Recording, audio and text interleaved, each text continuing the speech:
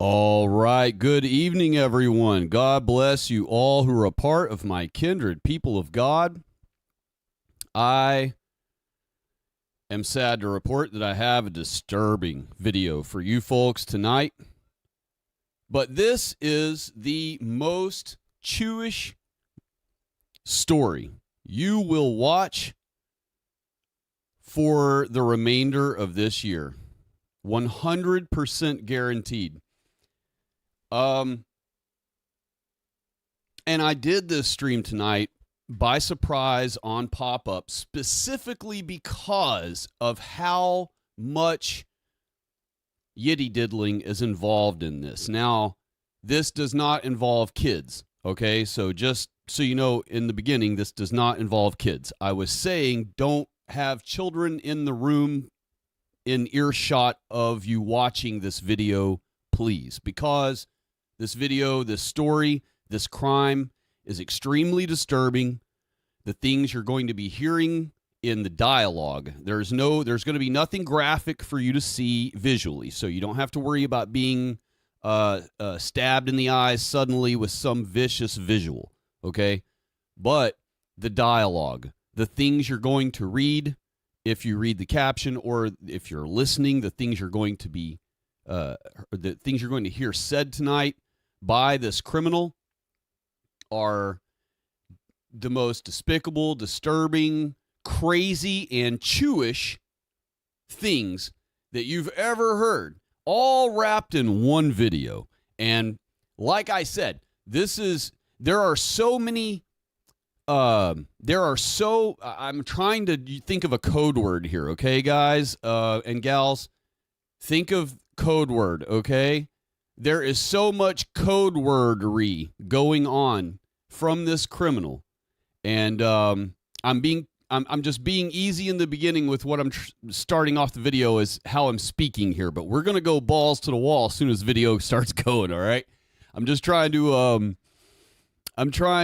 softly open this before we get going full speed here. And hello to the first noticers of the night, Joey and Bad Goy too. Hello, God bless you both. Thank you both for chiming in and stopping by so soon. This, you all, if you've not seen this video yet, I hope you have a strong stomach. I hope that you have a barf bag ready in hand if you perhaps may even have a slightly weak stomach, because this will be a disturbing video for you to listen to tonight. But we're going to try to get through this thing as lighthearted as we can, because all of the things that are going to pop up in this that are not related to the actual gruesome death itself, the gruesome, sickening murder itself, all of the other things are hilarious, stereotypical code wordery coming from this one criminal. And so let's get started. This is a video from a channel named Judge Williams. I have no idea about this channel. As you can see on the screen, I'm not subscribed to this channel. This is just a video that was suggested to me today in the homepage. And it was I say today, it was actually earlier this evening. And that's why I had to start a little bit late, because I wasn't ready. I wasn't going to do anything tonight. Didn't plan on doing anything until tomorrow night. In fact, tomorrow night was going to be my plan. And just so for you early noticers who always show up first thing, I plan on doing a stream tomorrow night. I don't know that it's going to start at 10. I may start it at like closer to 11. But I want to turn into the new year running on a stream. That's my plan. Unless something goes awry between now and then, my plan is to have a New Year's stream and go into the New Year Eastern time with you folks who want to stop by and hang out at that point. So let me real quick here. I notice I have a problem on the screen, so give me a second. I'm going to go back to this guy. And I've got to just make an adjustment here real quick.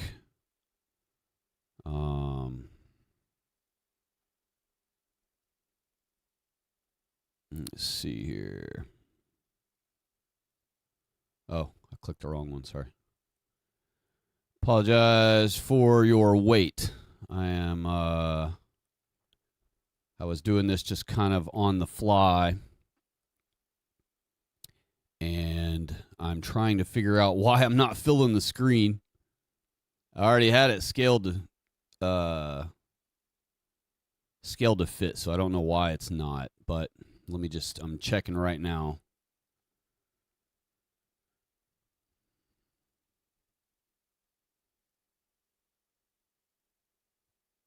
Let me go defaults here, see what that does. I better not do that, just in case. I don't want it to kill it while I'm in stream here. All right, let me try this. Oh, cool. It did let me stretch it. All right, bet. Sorry about that, folks. My apologies. Now we can rock and roll. Okay. So, real quick, let me just set this up for you a little bit, okay? What has happened in this story? Of course, you can read the title here, but that doesn't give you a whole lot of explanation. I will leave a little bit of this a mystery, but let me just set this up that this is a murder crime, okay? And it is committed by a you-know-who, and the reason I'm wanting to set this up a little bit before we get going. Hello. Oh, never mind. It's Bad Goy speaking again. I thought somebody else was chiming in. My apologies. But hello again to you, Bad Goy. Let's see here. I'm going to guess it's going to be a light bulb head typical. Yes, it is. No, actually it's not, because I think the light bulb head typical is the Somalis. No, this is a you-know-who. This is our arch enemy type.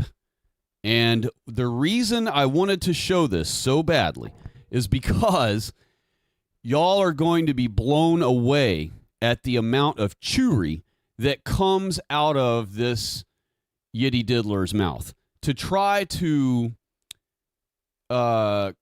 basically get away with the crime. Now, we all know that if you're a powerful, wealthy, famous Yiddy Diddler, or if you're at least enough of one of any of the three, then you would be able to have committed a crime like this. And even at the conclusion of this crime, when you finish the end of this story, with all the details you'll know and everything about the whole thing, you will still at the end of this, knowing what we know about Yiddy Diddling, you would be able to deduce that, yes, if this guy had been rich enough of a Yiddy Diddler, or famous enough of a Yiddy Diddler, or powerful enough of a Yiddy Diddler, he would have been able to fly to you-know-where and escape extradition back to here, and he would have never faced any charges for this crime. Much like how Jeffrey Epstein escaped and how many of the others have escaped. Like Trump let the other one escape recently that just got caught. And he was flown out, publicly known that he was flown out. It's like everyone knew and everything. It was even on the news. So anyway, this guy apparently is a poor and not famous and not powerful one. So he's gypsy level, right? And so he doesn't get any help, right? He can't flex his Yiddy Diddler muscles because he don't have any. He's from the broke spectrum. And so but what you'll see in this story is, in order to try to get away with this crime, he does every stereotypical thing that we all laugh about them doing all of the time. Impostoring, projecting, claiming things about us that we didn't say, or in this case, it's not white people. Thank God, I don't think this victim is a white guy. I think this guy is like a Spanish or something. But he does all of the Yiddy Diddling stereotypical things that you absolutely expect of them. So are you ready? Here we go, y'all. This is wild. And I'm only going to punch in I am going to punch in all through this because there's so many places that I'm going to need to punch in, but I've got the volume up, so make sure you can have the volume up where you can hear this going on, and it does have captions, so you'll be able to do that or read those too, and I make sure it's all the way up on the player. Yes, it is, and I'm going to go full screen so you can read the captions. Here we go. Y'all are not ready for this shit. This is 25-year-old Kevin Bacon arriving home at 5:35 p.m. on the 24th of December 2019 after what was a usual day. Can y'all hear that all right?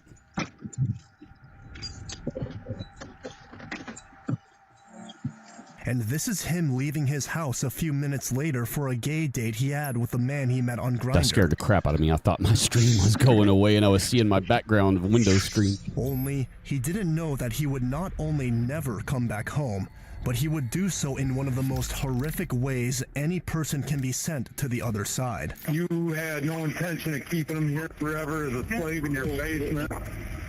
No. Doing what I needed to do to complete what I told him I wanted to do.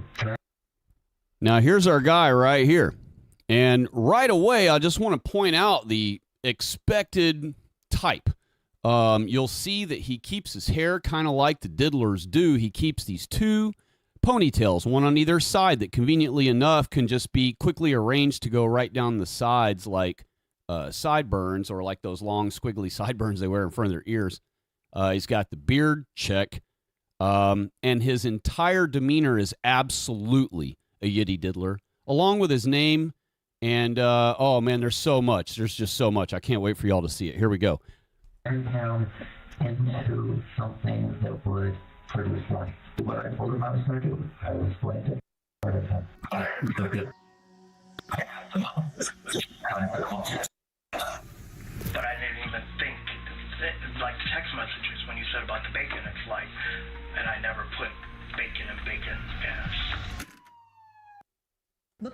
Yes, what you saw a moment ago him say is what he really said, that he ate dude's balls. But it gets 100 times worse than that. So I can't wait for y'all to see. And I apologize, I got to let this ad run real quick and I'll get rid of it. Say hello to Taylor Brands. Just go to their site. On December 24th, 2019, in Swartz Creek, Michigan, 25-year-old Kevin Bacon was supposed to walk through his parents' front door at 9 a.m. sharp, the same way he had every year, but Kevin never arrived that day. At first, his parents assumed he overslept or maybe stayed too long at a friend's, but when calls went straight to voicemail, when texts went unread, when hours passed without a single sign of life, unease turned to panic. The Flint Township Police have little to go on initially, but Kevin's parents provided a crucial lead. Their son frequently used dating apps, and his roommate also confirmed that Kevin left for a Grindr date on Christmas Eve. By December 25th, Kevin's disappearance is officially a police case. Real quick, y'all, I just want to point out that this is our victim here. I do not believe he's white, and he looks eerily like Tim Pool, funny enough. Does that not look just like Tim Pool, y'all? And since he was clearly a homosexual, and as you can tell from the tattoo on his chest, a Satanist, because most homosexuals turn out that way anyway, this is not a terrible loss at the end of the day of it all. You know what I mean? It's a terrible crime that was committed against this upright biped. I would have never wanted any evil or wickedness or harm to ever occur to this upright biped or any other. And so I, of course, am mortified and feel terrible for this poor individual who was done so horrifically terrible. But you see the lifestyle he liked. You see that he defied God and even hated God enough to have Baphomet tattooed on across his chest and do all kinds of sickening sodomite things. And so, when you turn your life, when you give your body, your soul, and your body over to depravity, a demon will enter your body and use you as they will, and this is the result. Here we go.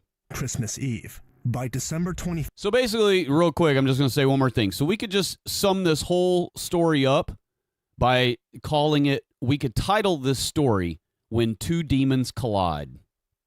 Kevin's disappearance is officially a police case, and detectives are about to be pulled into a darkness far beyond a simple missing person report. They begin examining every detail. The area has a recent, troubling history with online hookups. Just 1 month earlier, on November 25th, police responded to a bizarre call. A young man had been found running half naked through a Michigan neighborhood, wearing only a leather kilt, chased by an older man. Dashcam footage captures officers speaking with a shaken, breathless victim, who recounts being restrained in the man's residence before escaping. How do you know this guy? How long have you known him? How long have you known him? How did you meet him? People want to be missing. Now, I just want you to understand what you're seeing here. This is not the victim the cops are talking to right here who has been killed in this story.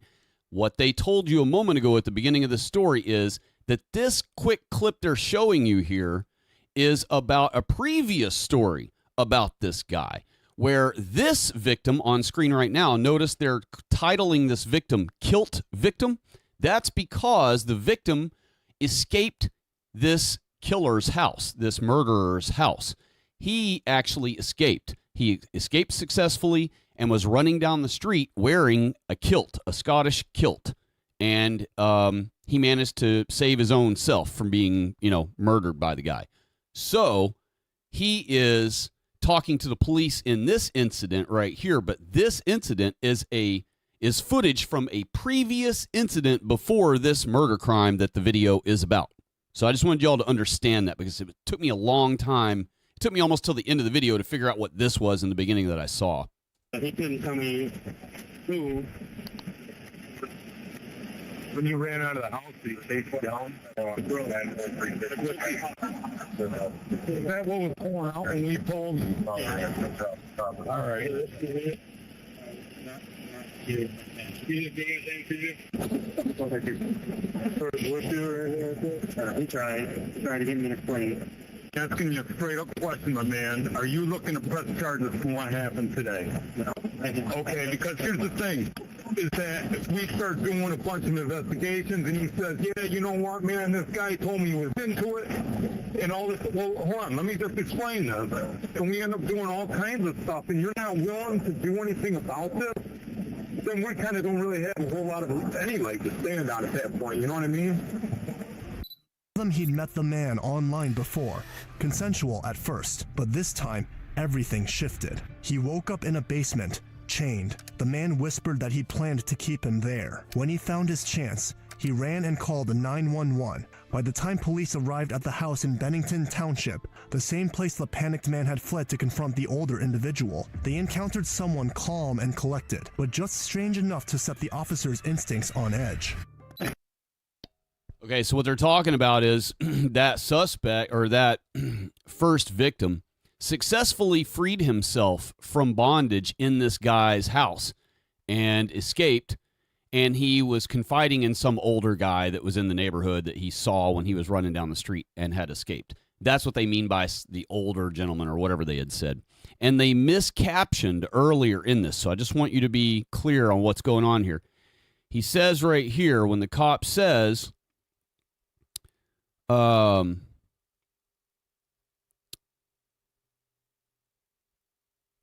going to go right back to here. And he says, He ran out of the house, did he stay down? Is that what was going out when we told him? All right.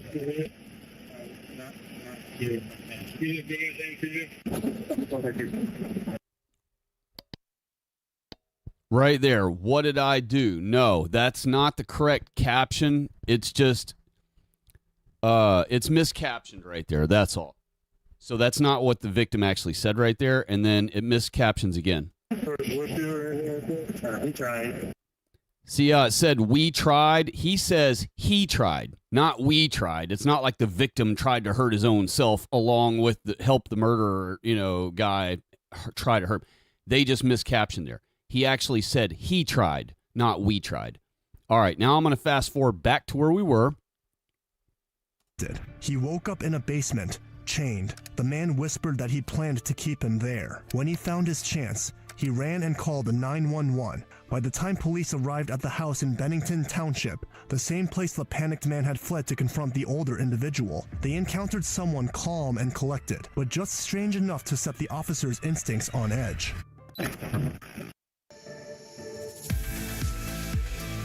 Dadgummit. Sorry about the ads, y'all. Saying that this guy chained him up downstairs to the net. Hello. Let's come on out. Sure. What can I help you with? Well, I think you probably know why we're here, right? Well, yeah, the goofy guy that I was having decided to take off. All right. Right out of the gate, I want you to just pay attention to how this guy talks, all right? He's calm, he's calculated, he's smooth, he's well-spoken, he's very tactical with his answers. He doesn't speak. He'll wait like a whole long uncomfortable pause before he answers, just so he can blatantly conjure up something to say in his mind, and then he'll speak. And he doesn't ever misspeak when he's talking. This is like your textbook psychopath. This dude right here, just pay attention to his mannerisms, how he talks to the cops, how he answers the cops, the kind of answers he gives the cops. And he gets weirder later on, but what I mean is I just want you to pay attention to how he responds to the cops. He answers like a demon. His demeanor is calm and smooth like a demon. This dude is 100% Yiddy Diddler through and through, and you're going to see that with all the examples of things he throws out. He throws all kinds of shit at the wall in hopes it sticks, in hopes of getting out of this, in hopes of getting out of trouble. But just listen to how this guy talks so smooth and calm, and like he's totally innocent, and notice right out of the gate, he has to make himself a victim. He's the victim. The guy stole his kilt. Oh, the guy that was running down the street screaming and crying, say the guy's going to kill me, said he was going to keep me in his dungeon forever. Yeah, that guy stole my kilt. He's wearing my kilt. So, right out of the gate, as expected, the eternal victimhood rose up. With my kill. Okay. Well, can you put the dog away so we can talk a little bit more about this? Because he's telling us one side of the story, and we want to get yours. Just a little bit here. Sure. What happened? Start me from the beginning of your day. What happened? You met this guy. Went over to his place a couple of months ago, and then he contacted me and he said, hey, come on over, and pick me up and I'll come out. I said, well, I got some child that I need help. Okay. I said, then we can play a little bit. And so I picked him up, he came over, followed the tile, played around a little bit. Next thing I know, boom. He left his pile of clothes right here. He took my kilt. He's telling me that you want to let him go. You chained him up? Well, I got chains and stuff, but You had him he could have left at any time. He had him. Yeah, I had him chained up, but he could have left any time. Because that's what chaining someone up is all about, is so they're completely free to leave whenever they want. Okay. Did he ask you to leave? What? Did he ask you to leave? No. He never asked to leave, and you had him chained up in the basement? Well, he was here today. Okay. So, do I have chains? Yeah. So I got a sling. Was this just all like a bunch of role-playing type stuff? Bingo. All right. Exactly. So you had no intention of keeping him here forever as a slave in your basement? No. Okay. I've got enough going on for. Now, keep in mind, this victim that successfully escaped from this dude, said that the dude told him that that was his plan, that he was, now that he was chained up, that he was going to keep him there forever, and that he was going to, I guess, torture him and kill him or something. But he literally told the victim, you're not going anywhere, you're staying here forever. And the cop just got done telling him that that's what the victim was reporting to the cops, is that he was told by this criminal, that the criminal told him that you're not going anywhere, you're kidnapped, you're not, I'm not going to free you, and you're here for good. This is just a little bit of fun. Okay. He went completely out of control at it. I don't know. I mean, you make your own judgment on it. Well, you understand why we're here, though, right? We got some guy running down the road wearing a kilt. We got some guy running down the road in a kilt saying he was abducted. That's why I'm here. Abducted is not exactly fun, and then, I'm just watching movies. The worst state to live in right Sorry now about that. is Florida, and nobody's himself as Mark Latunsky, he dismissed his entire matter as a misunderstanding. The man insists nothing sinister happened, that it was all consensual roleplay. Understand.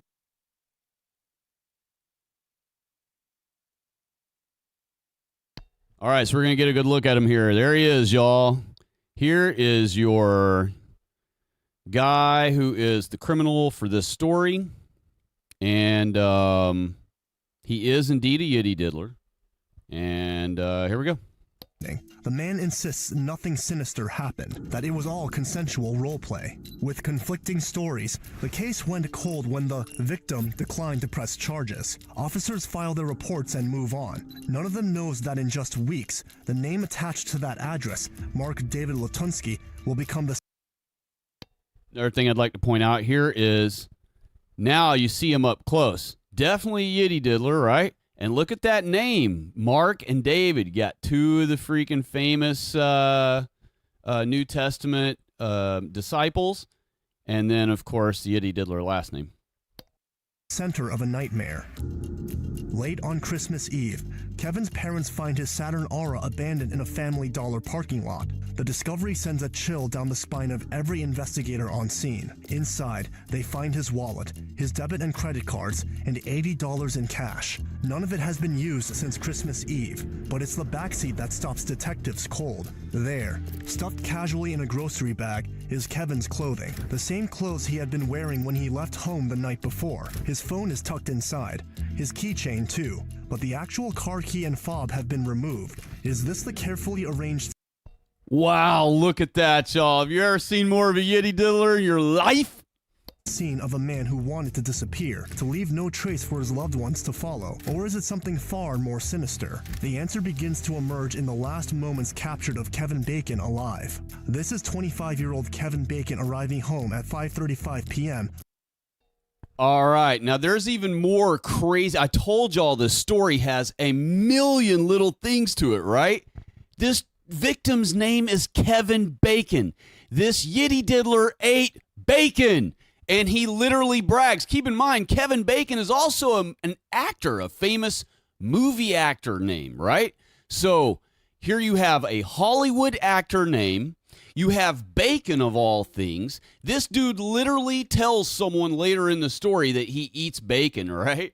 And he tells someone else that he doesn't like bacon. So that's the two exact stereotypes right there, that they don't eat it because they're not into it because of their religion. And then you got the fact that he's probably, I don't know if this was like satanic coincidence for him, like satanically inspired coincidence that the Satan threw him a bone and gave him this actor with the last name, or this victim with the last name Bacon, and he happened to be an famous actor's name, so that it's like some kind of,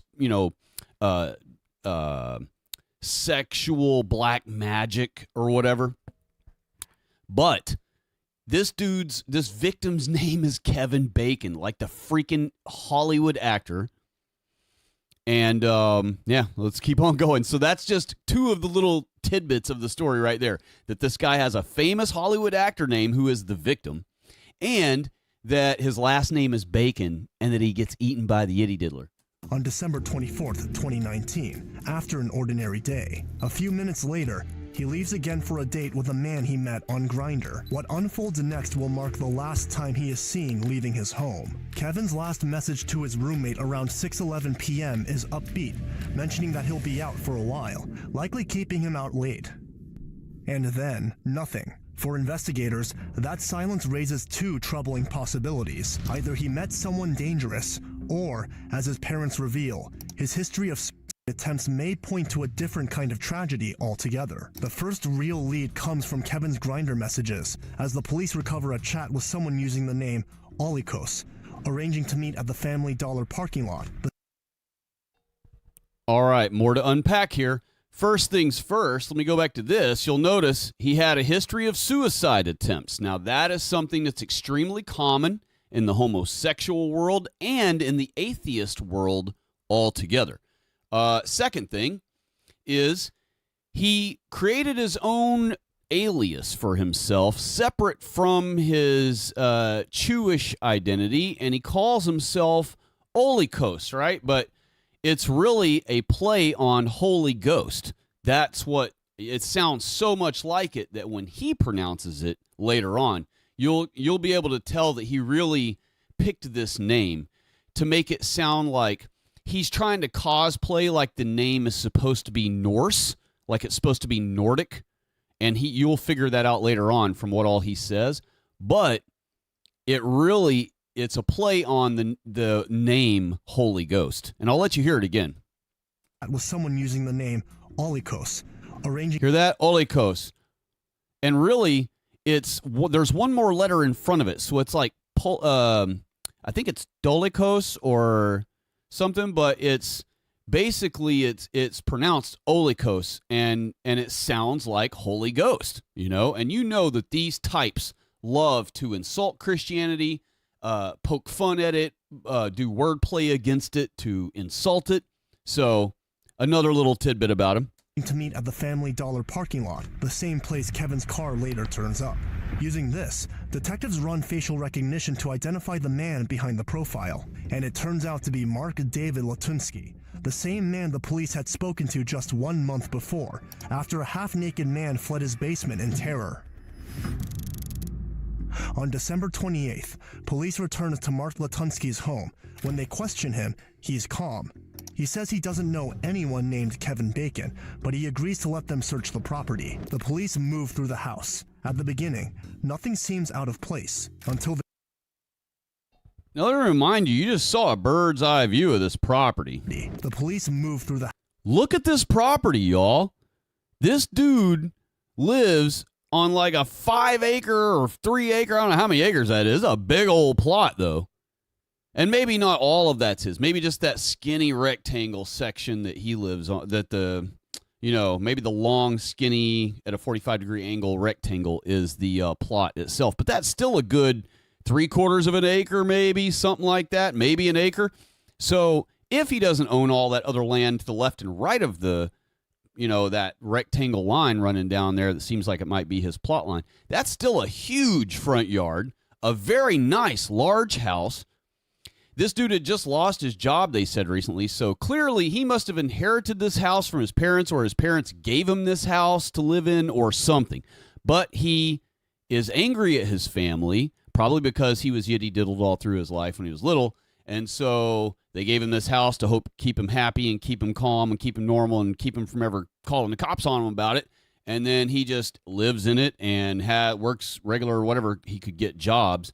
But look at the size of this property and this house and everything else. And this dude just worked like bullcrap jobs. You know what I mean? He was like, this dude comes from gypsy level. He is not, from upper level chewery. So here we go. House. At the beginning, nothing seems out of place until they go into the basement. And it's there, behind a partially hidden room, that they encounter a sight so disquieting it sends a visceral chill down their spines. Long attached to a pulley system on the ceiling, and hanging from those chains, upside down, is. Want the fastest working GLP-1? Apologies, it's going away in 1 second. Row now. Bam. Mark Latunsky is immediately handcuffed, but as they process the horrifying scene, they notice another disturbing detail. A part of Kevin's has been. The search for Kevin Bacon is over, but the inquiry into the mind of the man who did this has only just begun. In a twisted turn of events that will highlight what's to come, as police process the crime scene, Mark sits in the back of the cruiser, chatting casually, almost upbeat, as if nothing out of the ordinary is happening. All right, y'all. I told you ain't ready for all this, but if anyone on Earth is ready for all of this, it would be you folks. Only the noticers of the world, only the most advanced truthers on Earth are ready for all of this. Because anyone else who watches this would watch as a typical layman who is not in the know.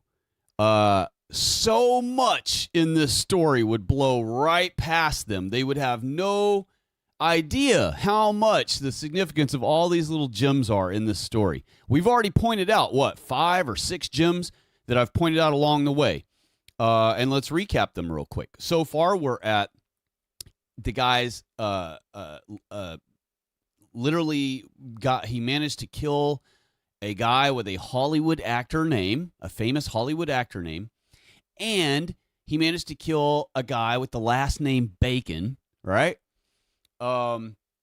Victim, homosexual, satanic lover, attempted suicide multiple times. But let's keep to the gems of the Yitty Diddler himself, because that's really all this video is about, is highlighting all of the Yitty Diddler gems. So he's got the typical hair.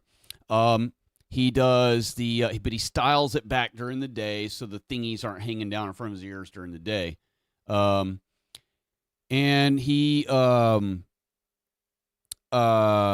actually, we haven't got to a lot of the other gems about him yet. So we did cover all those little points, though, earlier where, that you could go back and review that I've already stopped and pointed out because I can't recall them all immediately right now off the top of my head. I'm so excited for y'all to see this part. All right, so we're about to get into the nitty-gritty. And this is, again, have your barf bag ready if you do not have one procured already. And also make sure that if you have children in the room, please ask them to leave for the entirety of the duration of this video. And even if you have your lady in the room, probably be best to have her not be there also. This really isn't something, that the ladies ought to have to endure. You know what I mean? It's just not. This is something for the men. This is gross stuff. This is wickedness. This is vile. This is for the men to deal with and clean up. All right. So, here we go. Please, okay? Do you know what's going on? Do you know why you're in the back of this car? Yes, I know why I'm back in the back of the. All right. First gem I had pointed out earlier, his calm, cool demeanor. And you'll also notice that he almost sounds like he talks like he's the one in control of the whole situation, like he's in charge, like he's already outsmarted everyone. He's already got it all in the bag in his mind. And he talks to the cops as though he's definitely going to get away with this. He definitely did not do anything wrong, just like you would expect your typical Yitty Diddler to be after being caught committing a crime. He literally does every stereotype. You're not ready for how many stereotypes he does. Here we go. Car. Okay, well, I just want to let you know, I got my detective en route. My detective's probably going to want to talk to you, okay? So That's fine. Okay. All right. I just wanted to let you know. And then once I talk to him, how am I going to get back home? Hear that? Calm as a cucumber. He's like, so as soon as I get done with all this nonsense, who's going to bring me back home? That's all he's worried about, is when's he get to get back home? This dude actually thinks he's already got it all in the bag and he's going to be released at some point. Why? Because that's the hubris of the Yitty Diddlers. They think that because they're a Yitty Diddler, right? And here's what's crazy is this guy, this is one more thing I need to tell y'all about because you're going to get hit with it in a moment and I don't want you to get caught off guard. I want you to be expecting this so that you can be listening for it.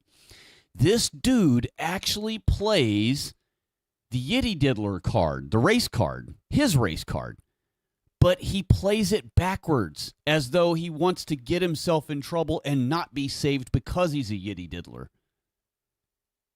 Can you absorb that? This dude literally tries to say that he's not a yitty diddler and that he's actually a white guy, a Norwegian guy, right? And I have Norwegian in me, so I take offense to this guy saying that. But anyway, here we go.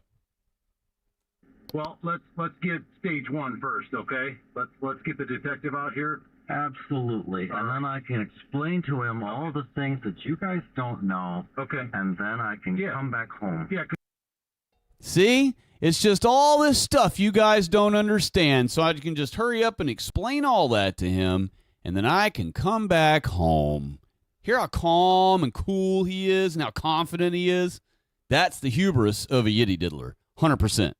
Because we want to know your side of the story. The fact that Mark confidently assumes he'll be going back home shows just how disconnected he is from the reality of the situation. But the first real sign of how unstable he is comes when an officer asks for his full name. Right away, it becomes clear that getting straightforward answers from him won't be easy. Here we go. So, how do you pronounce your last name? Latunsky? That's the name that you're going to have me in your system as, yes.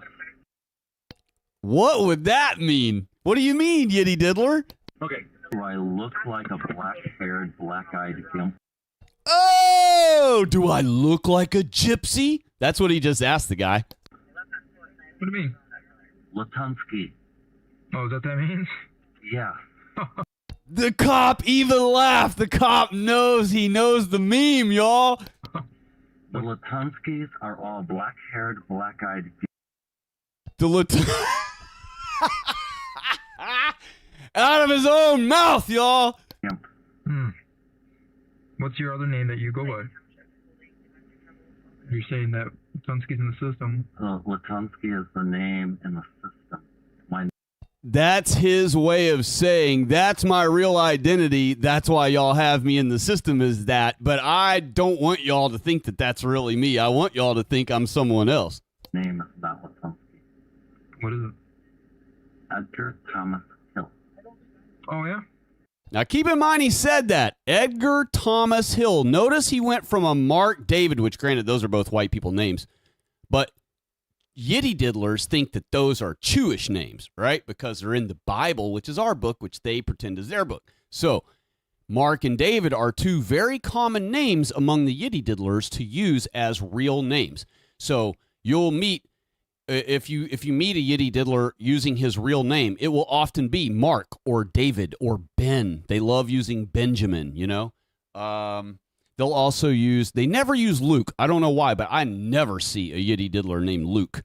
But they'll use Mark, David. They don't use John. You almost never see a Luke or a John. Isn't that freaky? I now that you know what, that just occurred to me while I was talking to y'all and explaining that.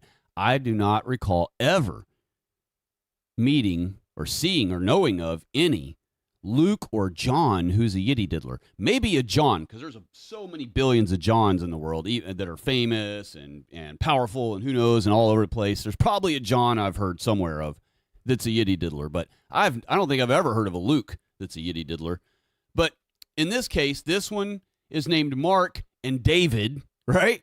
David, that's their big one that they try to claim their star is from, even though it's the Star of Rimfan. And so here we have a couple of more tidbits. Right out of the gate, he does not want to accept his Jewish identity, which is so bizarre because this just shows why he's gypsy level. This shows why he's a poor gypsy level, like he called himself, gimp, whatever, level. Granted, gimp is sexual, he meant, I guess. But you know what I mean. He means it as he said, black-haired, black-eyed. That's what he's talking about. He don't mean it in a sexual context like most people would think gimp when they hear of that nowadays. They would think sexual depravity, homosexuals. But gimp also can just mean this pissant that crawls on all fours, this like worthless nothing peasant slave that I have that's like lower than a slave because I treat him worse than a slave. I treat him like an abused slave, whatever. And so, but in his case, he literally said black-haired, black-eyed gimps. That's what he said. And so if they're all gimps, that doesn't mean anything sexual. It means peasants. He means they're gypsies. He means he's a gypsy. He's from the tribe, but he's broke compared to the big ballers who are in the tribe. And so, but this idiot, I don't know what this idiot's problem is. Somehow he thought that if he played the reverse Uno card with his race card, that somehow if he said he was a white guy instead of Jewish, that he wouldn't go to jail or the cops would end up letting him go. I don't know what the guy was thinking. All the way to this moment after watching the whole story, I've already watched it. I still have no idea what possessed this yitty diddler to try to pretend that he was white, other than perhaps he knew that there was no way in heck he wasn't going to go to jail, that there's no way in the world he was going to get out of this no matter what he said. And so he figured if he could convince them to arrest him and jail him and convict him as this white guy's name, that it would at least go in the database, doing his duty for his team as a white guy. That the crime, this murder, this heinous murder, would go in the database as a white crime. And I guarantee you it did anyway, even with his last name, Latunsky. But I'm just going to back this up. I want you to watch this whole thing again, uninterrupted, knowing what all I have said to you. Now, notice right here his question after the guy questioned him about the thing. Remember that I pointed out that the cop laughs when he points this out about his last name being Latunsky. He goes, "Oh, that's your last name?" And he said, "Yeah," and he laughed. So here we go. I'm going to let you hear it all again, uninterrupted. Going back home shows just how disconnected he is from the reality of the situation. But the first real sign of how unstable he is comes when an officer asks for his full name. Right away, it becomes clear that getting straightforward answers from him won't be easy. So, how do you pronounce your last name? Latunsky? That's the name that you're gonna have me in your system as, yes. Okay. Do I look like a black-haired, black-eyed gimp? What do you mean? Latunsky. Oh, is that what that means? Yeah. The Latunskys are all black-haired, black-eyed gimp. What's your other name that you go by? You're saying that Latunsky's in the system. Latunsky is the name in the system. My name is not Latunsky. What is it? Edgar Thomas Hill. Oh, yeah? Mark constantly drifts into long explanations about the name, Latunsky, and why he doesn't believe it's his. Okay, now before we get into this pretty much irrelevant but kind of funny story that he comes up with to tell the cops about why he's actually a white man named Edgar Thomas Hill, not a gypsy yitty diddler named Mark David Latunsky, is that he and I'm going to point out a couple of things in it, but I wanted to say here he drifts into long explanations about the name Latunsky and why he doesn't believe it's his.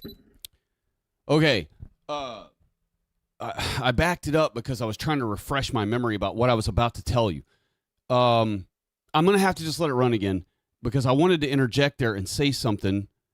No, it's going to drive me nuts if I don't. Let me back it up so I can hear what that was. I'm sorry. I got to point it out. Look, so he says the Latunskys are all black-haired, black-eyed gimps. Haired, black-eyed gimp.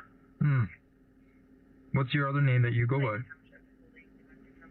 You're saying that Latunsky's in the system. Latunsky is the name in the system. My name is not Latunsky. What is it? Edgar Thomas Hill.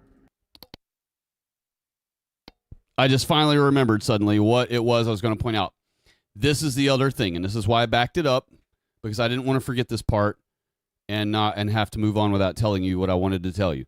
So, Edgar Thomas Hill, this is what he claims his real name is, right? So that he's a white guy, right? And he'll double, triple, and quadruple down that he's definitely a white guy all through his story here in a moment.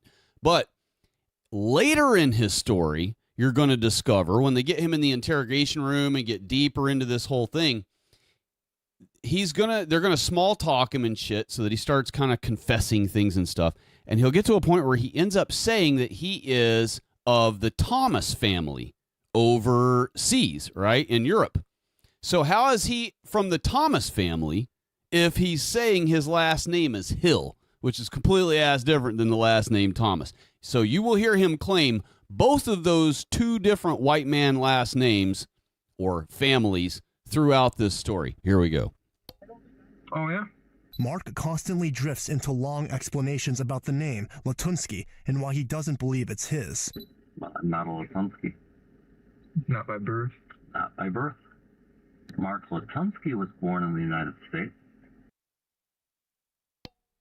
All right, to clarify, you may think because he starts sounding like one of the sovereigns that says, oh, that was the name that was assigned to me, you know, in the States. He basically creates this whole stupid story about himself, saying that he is that he was switched at birth or that he was kidnapped and that this family that raised him pretended he was Jewish like them, but he really wasn't. And then the lady, you're going to hear the rest in a minute, but I'm going to pause and let you read the side thing over here on the side too, because this is, okay, and it really is his name he was going by, Olykos. So I was mistaken earlier when it looked like he had another letter in front of the O of Olykos. So he does go by this name exactly, Olykos, because that's where he typed it right there. He's the one that typed this. So Olykos is his alias he goes by when he's not under pressure of the cops, right? So, and that sounds like Holy Ghost. I know that's why he does that. I know that's why it is. I don't know what happened to him. There's no record of... All right, see what he wrote right here? This is his text that he posted on like either an X post or somewhere online. And so he shows here, you know, or they're displaying some of his like story that he had already set up in advance in case he got busted for a murder once he finally committed one, because he had been itching to commit a murder. You'll find that out later in this story that he had already been planning to commit a murder, and he had bought things to commit a murder, and he was worried, or not worried, but he was planning all of it in advance. Therefore, he did this story in advance. And if you look at the square that's off on the right-hand side of the screen with the text that I'm talking about that he wrote, you'll see his name at the top left in the corner. That's him who posted this. So it is definitely his text. And I'm going to keep going. Here we go. And after 1971. Thought that was you. Do I have black hair? Oh, it doesn't mean nothing. All right.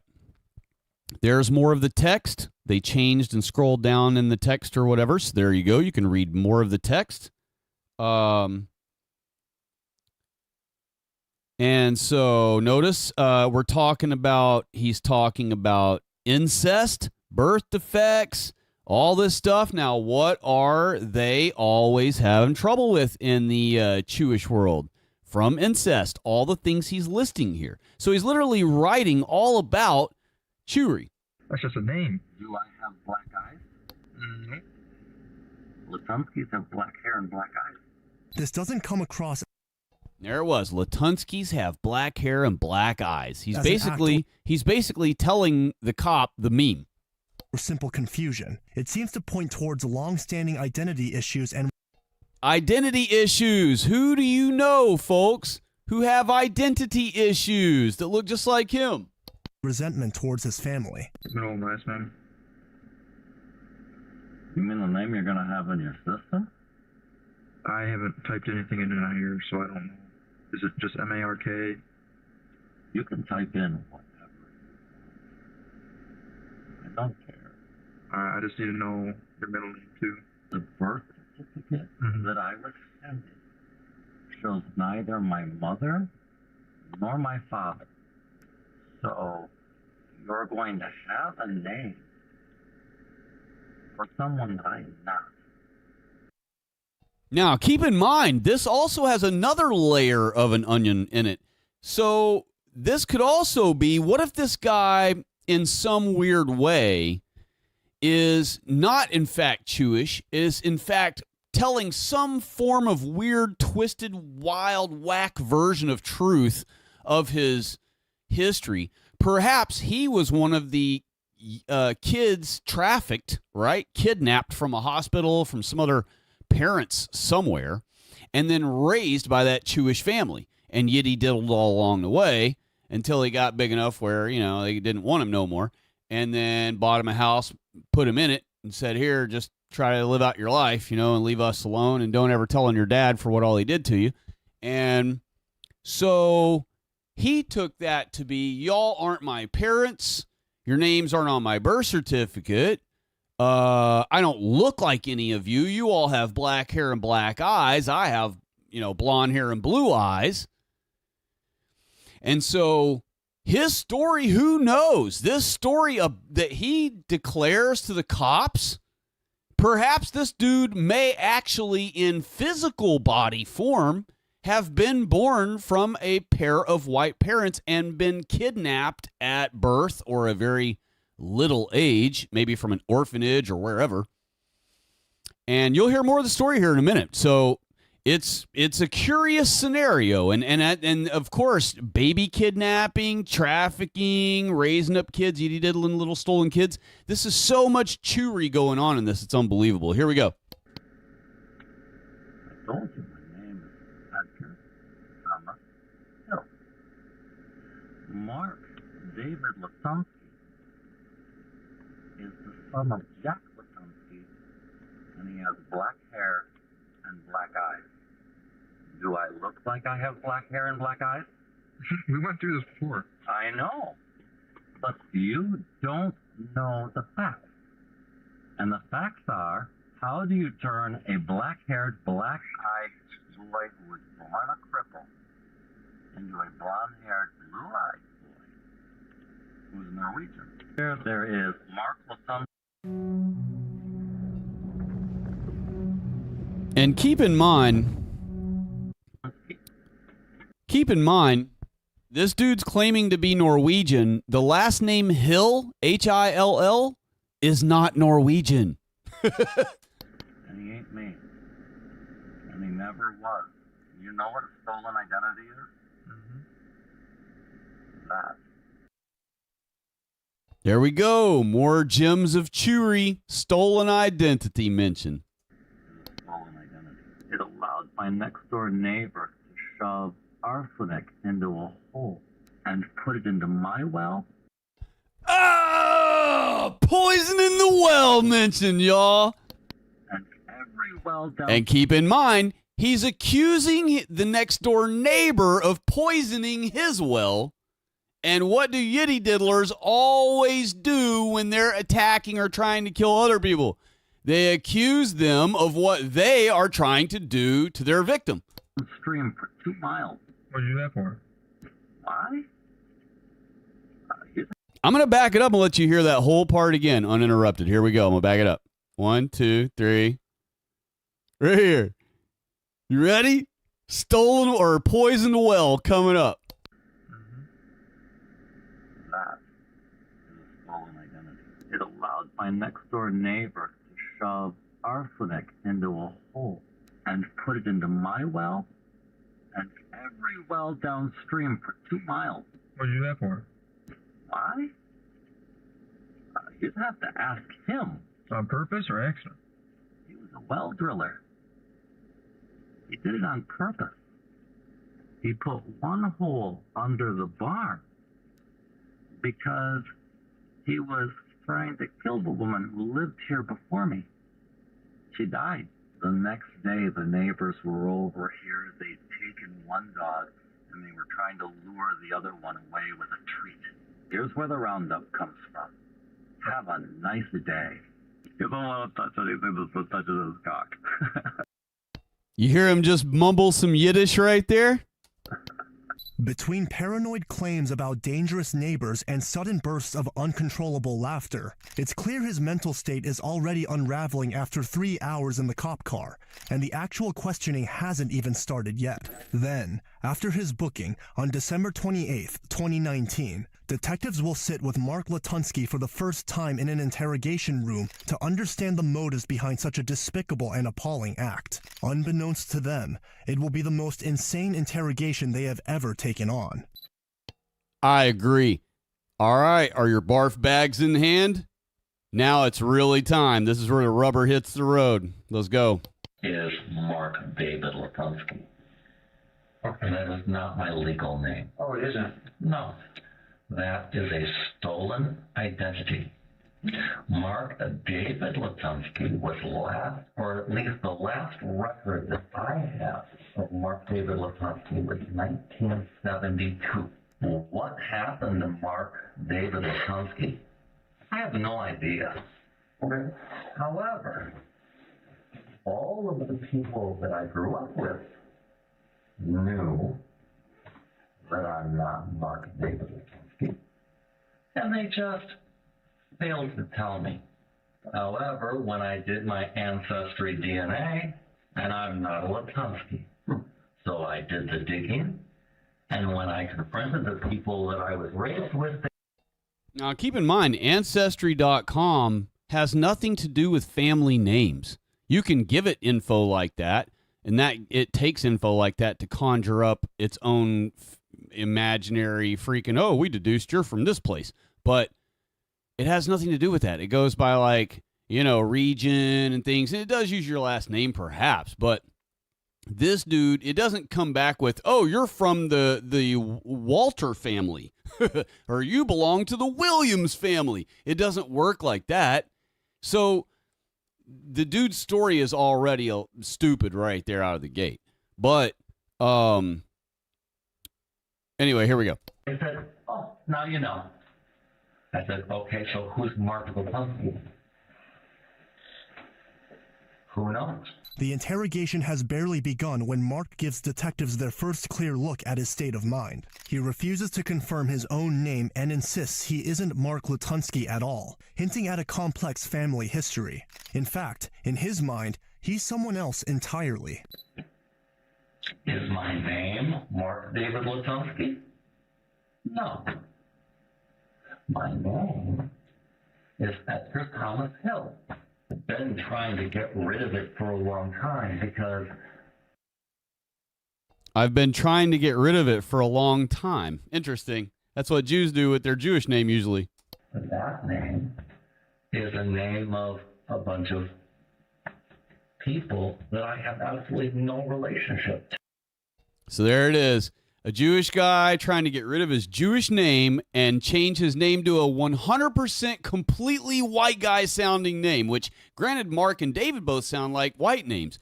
But with the Latunsky on the end, doesn't sound white at all. What does he want to change his names to? Not Mark David, some white guy last name. No, he wants to have Edgar Thomas Hill. Or Edgar, what do you say? Oh, that's where the Thomas is coming from. When he says later on he's from the Thomas family, that's where he's getting the Thomas from, is from the middle name, Edgar Thomas Hill. But anyhow. So the name that I go by is Olikos. How do you spell it? Olikos. He just said it right there. It sounds like Holy Ghost. Olykaos. And had this trust fund. Boom! Trust fund mentioned. Now I talk to people and I say, what are the chances that the very person who... So that's what they did. They kidnapped him, banged him while he was a little boy, raised him up, told him he was yiddy diddlish. Then he's going to tell you here in a moment, when he was 12 at his right before his bar mitzvah, the female in the family who was going to supposedly admit to him that he's not really a yiddy diddler and he's not really a part of their family and that really they took him from somewhere else, kidnapped him from a hospital or stole him from an orphanage or bought him from the family when they were broke or whatever, and gave him the identity that he has now. That lady passed away right before his bar mitzvah happened. So he's going to tell you that in a minute. But he doesn't ever use the word bar mitzvah, but he says the coming of age and mentions that he was 12 years old event, and that's bar mitzvah. Albatross in guardianship.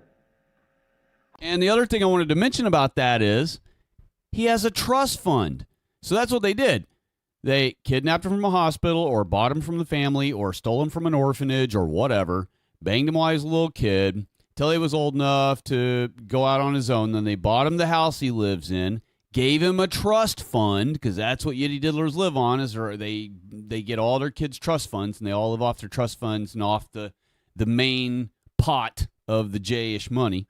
And so he was set up by his yitty diddler family that had stolen him. They gave him a trust fund. They gave him a house to live in. And they told him, keep your mouth shut and try to enjoy out the rest of your adulthood best you can. And that has him saying all this now. Who was required to tell me passes away on the very day that she would have had to have done that. So when you said come of age, what did you mean come of age? It was my 12th birthday. And you said come of age for your culture. So I don't understand. I'm Norwegian. Okay, so you're Norwegian. I'm Norwegian. So explain to me then what coming of age for Norwegian means. I don't know. Okay. It's going to, basically right here, you're never going to get the answer to that because that guy misunderstood. He thinks that this killer just said that his tradition is coming of age at 12 years old. And the cop said, okay, well, what culture is that? And then the guy said, no, it's not my culture. I'm Norwegian. But the cop misunderstood it as though he didn't say, no, that's not my culture. I'm Norwegian. But that is what the killer said. The killer is saying, no, it's not my culture to do that 12-year coming of age thing. That's their culture that I was forced to live in their family with. But I'm Norwegian. The cop misunderstands that. So the cop's asking him, okay, well, tell us about this Norwegian culture custom you have. And so he's going to start explaining his situation.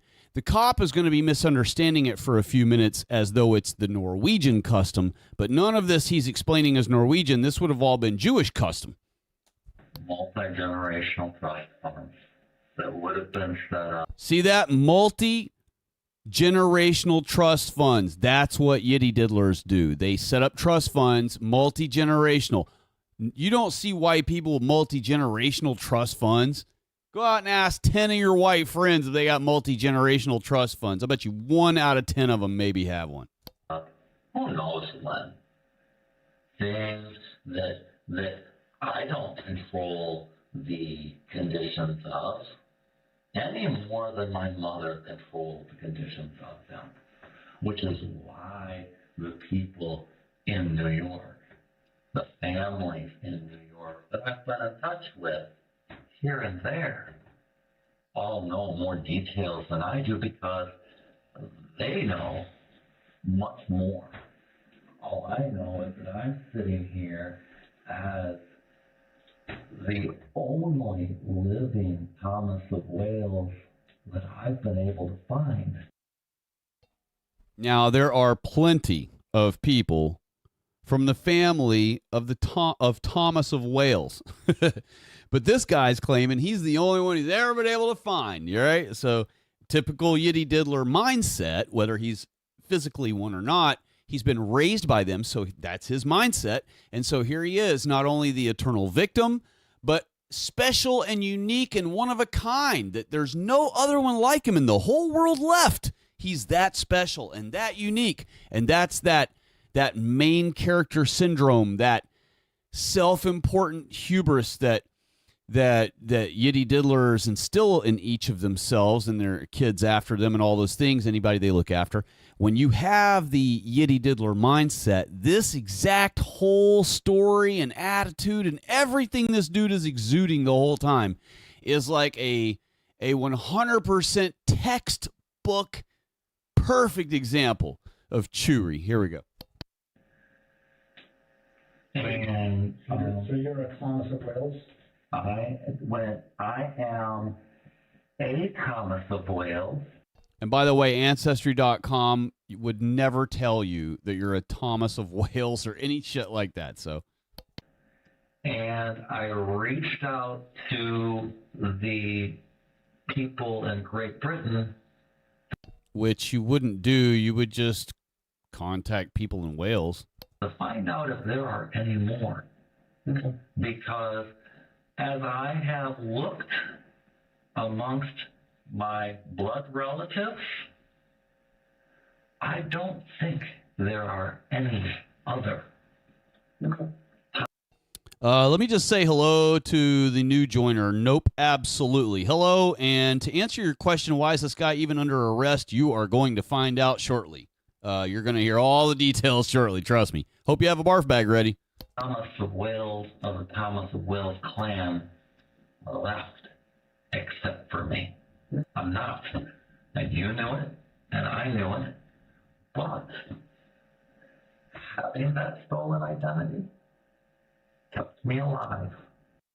Bam! So he literally sits here and says, look, I'm rocking on a stolen identity, but really he's trying to give them, he's either a yitty diddler trying to give them a white man name so that the crime will go down as a white man crime, and so perhaps it won't be just adding a Jewish name to a crime so heinous like this on the database, or he really is a white guy. This story he told is quasi-true, that he was a white kid kidnapped from an orphanage or somewhere. Now, I'm adding all that part to explain how they would end up with him. But that they ended up with him, kidnapped him somehow. Somehow they acquired the kid, bought him or kidnapped him. That he's maybe perhaps really is white. Maybe he perhaps really is from the Nordic regions. And that they lied to him all of his life, yitty diddled him while he was all through his youth, and then when he got to 12 years old, they set him up a trust fund like they do with all their yitty diddler little kids. Then they said, look, you're not really a yitty diddler, but, you know, we love you, we care about you, we've enjoyed sex with you ever since you were a boy. We're going to go ahead and buy you a house, we're going to give you a trust fund, keep your mouth shut, don't ever tell on your father, and have a nice day. And so that didn't sit well with him and screwed up his head and made him gay and made him do all this crap. And so he literally is, this is like the full embodiment of a yitty diddler, or someone who was kidnapped by a yitty diddler and discovered it all as he's explaining here. It's one or the other. This is a really crazy story. Y'all aren't even ready for all the minutia of this. When all of the rest of my family is not. If you live in Orlando, did you know that you can have permanent teeth in just 24 hours? That's right. Only 24 hours and you're... For detectives, this moment signals a deeper issue. It's a direct Real display... quick, have y'all been getting Florida ads like crazy lately? I don't know what is up with YouTube. It is like enthralled with 3 states ads. Florida ads.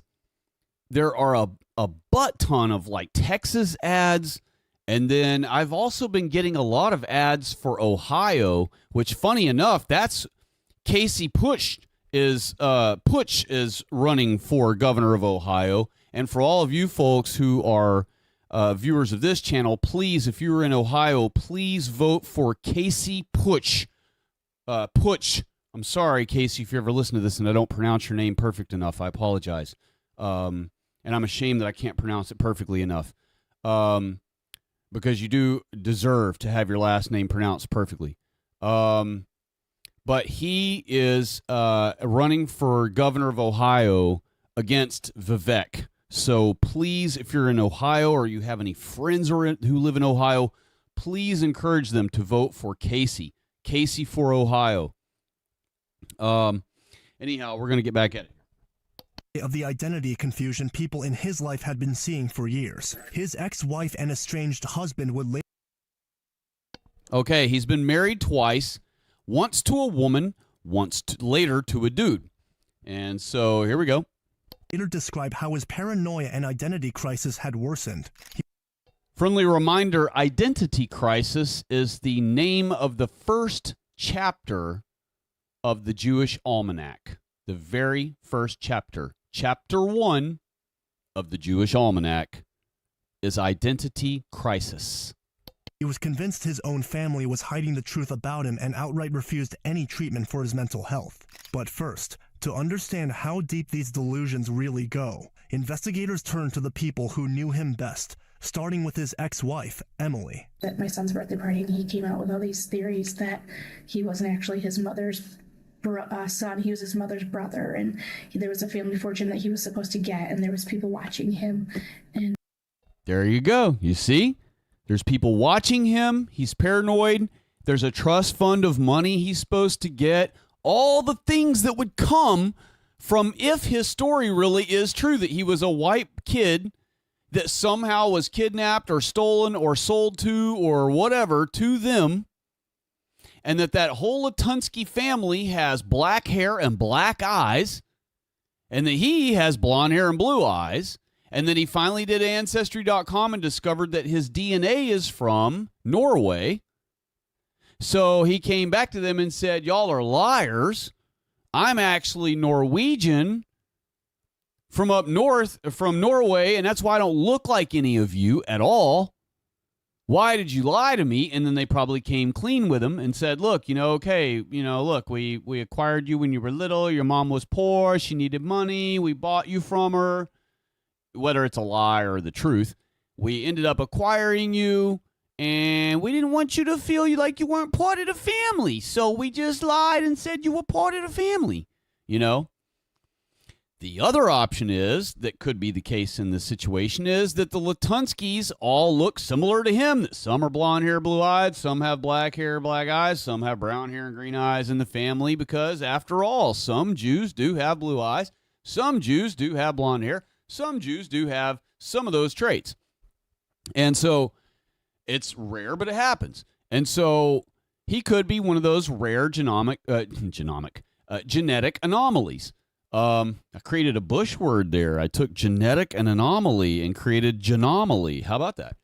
Or genomic, or whatever I said. Basically, he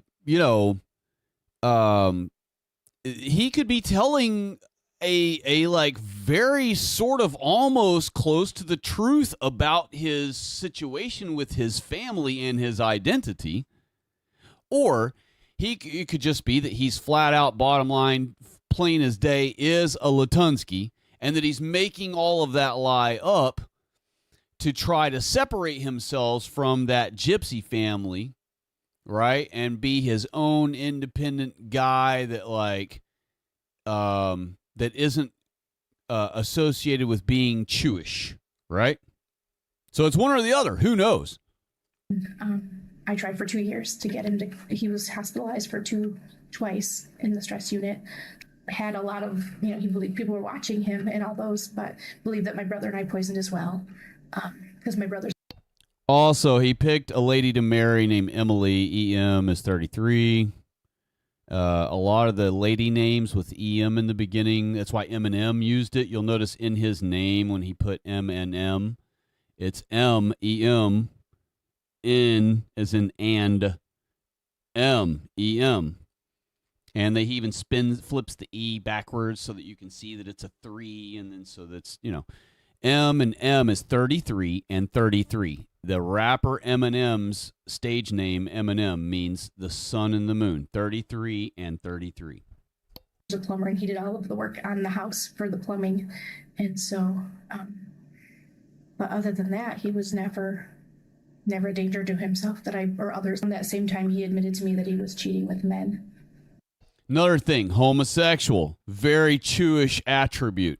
Another thing I want to mention here is everyone in this is going to say he wouldn't hurt a flea. He's harmless, totally harmless. The typical thing like they taught the We Was moms to say about their kids. That's what they all say about him. They're like, oh yeah, we're shocked that he could ever do such a thing. He was always so calm and gentle and would never hurt a flea. And by the way, that is how Jews portray themselves. So one person may know a Jew as the sweetest, softest, most kind-spoken, generous person, and another person may know that exact same Jew as a cold-blooded, murderous, evil, sadistic, wretch. I mean, with men, and I found out that he had been, meeting men when he was traveling, and after work. And so we did counseling for a year, and that didn't go anywhere. You know, and the more I re-listen to this story and re-listen to this lady's story of her life with him, and then the story of this homosexual guy explaining his story about his life with the guy in a minute, it almost seems like this dude's maybe correct, could be telling a quasi-truth about his past. Because if he really was a Chew, and he really was just trying to not be known as his Chewish identity, right? Like your typical Chew wants to not be known as, right? Unless he's trying to embrace it. But if he's really trying to escape it and he really is sick of the world thinking he's Chewish and all that, then they typically wouldn't still need to do counseling and all this stuff, right? Him doing counseling for a year or two with his wife and then ended up admitting to her, that he was cheating on her with men, and then he ends up marrying this dude, which you can't marry him, but he ends up pretending fake marrying this dude. And I have reservations about the dude too, because since he's gay, I think he might have been over there with the guy helping in the assist of the murder, because after all, the guy and him were in communication the next morning, and he was supposed to go over there and eat breakfast the next morning, and he told the guy, "I ate bacon." So that leads me to believe this gay guy that they're going to interview next after they interview the lady may have actually been a part of the murder too, but they never suspected him of being a part of the murder at all, and so he was only ever just a victim that testified, and that was it. So, when you see all the things of the case, literally the killer was supposed to go over to that dude's house, even though they're supposedly split up, divorced, but yet he was going to go over to the guy's house the next morning to have breakfast, and they still work out together at the gym, and he told him in a text message that he ate bacon. So I don't know how the fag ex-divorced guy of his didn't get also charged as an accomplice in this murder, but in any case, he was married to this lady, went to counseling for over a year, trying to work out this identity crisis he had, and anyway, it just makes me start. The more I rewatch this story, and the more I'm reviewing it here and all he has said and everything and all that, it actually could very well be that he's telling the truth, at least about the identity part. He's 100% lying about this crime he committed, okay? Every single thing he says about this crime he committed is a lie. I will preface that right now before he gets into that part of the story, before he starts talking about the crime. Everything he says is a lie about the crime, except for a few things, like when he tells the cops what he did physically to the guy. He tells that matter of fact, and that's probably what he really did. So, but as far as reasoning of why and putting words in the other guy's mouth, saying the other guy wanted him to be killed and all this stuff and asked him to kill him and everything, that's all bullshit. And that was all proven to be bullshit. But this story about his identity could very well be true. He could very well be a kidnapped white guy that was raised as a yitty diddler, and that's why he's got the full mentality and behavior and attitude and thought process and mentality of a yitty diddler without the black hair and black eyes, as he said about the rest of the Latunsky family. And he was still meeting men, and so I filed for divorce. I said, I'm finished. Emily isn't just describing odd behavior here. She's outlining classic signs of severe, untreated paranoid schizophrenia, all emerging while Mark was secretly cheating on her with men and becoming... Keep in mind, which race has the most paranoia and schizophrenia cases of any race in the world? The yitty diddlers. Increasingly unstable. Any strange things that they've seen or saw? No, the only thing they said is there was areas in the house they weren't allowed to go in. There was rooms that they weren't allowed to go in. The smartest irrigation system in the world just got smarter. With Smart Rinse clog prevention technology. Bedroom, I think, was one of them, and I don't know if they spent very much time in the basement or not. But they did say there was doors that were locked that they weren't allowed in. Detectives now know exactly what one of those doors hides, having found Kevin's mutilated body. And in a conversation with his estranged husband, Jamie, it becomes clear that Mark's mental state had been severely deteriorating in recent times, which might... All right, so this is the estranged husband. They're not even divorced, y'all. And yet, this guy, this other homo that's married to him, is never, like, they didn't end up thinking that he's part of this case. But I say this guy surely has a 90% chance of being guilty as an accomplice along with the killer. Because listen to his story. Might have led us to this distasteful situation. And it was like, why would he do that? It didn't make any sense to me that our neighbor would start contaminating our well. But he said, well, they are. You can't drink it. You can't bathe in it. Okay, now this part right here he's talking about is when he was still married, or when he and the guy, not married, I'm sorry I'm using the word married. I don't mean to offend the word marriage like that. And I don't mean to offend anyone who's married by saying that. I apologize. But he's saying that, and that's the term they call it, you know? So it's like, but anyway, what he's talking about right now with the well and everything is when he was living with the dude, right? And so he's talking about how when the killer first mentioned the neighbor supposedly poisoning the well. You know, I'd wake up and he'd be over me saying that I was a gray, green-eyed tribe leader, and that when the world turned upside down, that my people were going to need me to lead them again, and that he was somehow the leader of the North. And I was oozing black toxins. He took me to Dr. Gomez to tell the doctor that I was secreting this toxin when I was sleeping. And that was all brain. Notice how he never even looks at the cops when he's telling them that story right then. And then he just keeps not looking at them. And this dude never gets any charges. He never gets suspected. They just take this dude's story as though they just take it at face value as like it's totally true. And, man, I just don't buy it. Listen to the rest of this shit. We knew since the end of summer, beginning. And that was since his. And by the way, nope, absolutely. Well poisoning projection. Yes, that's absolutely what it is. We covered that earlier before you joined in. That's absolutely what it is. Being fired in February from his job.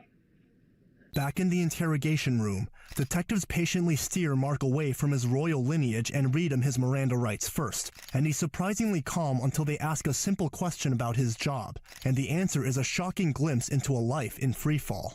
So when you started doing the rub down of these men, that kind of leads me into, I guess, what is going on with the, why we're here, just welfare check, you let the troopers go in and graciously search the house, and they see a man that, who is that man? Well,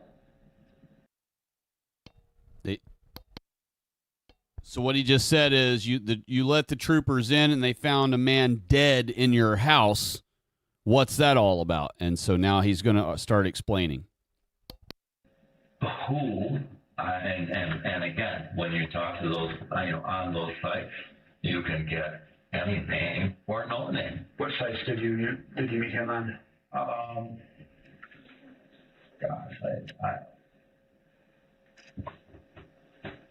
He stalls for a really long time, but he knows damn good and well he met him on Grindr.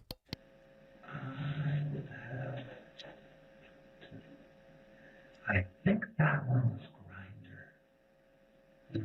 But notice he says, I think that one was Grindr. So in other words, he may have done this to a bunch of guys already. No matter. We chatted for a while.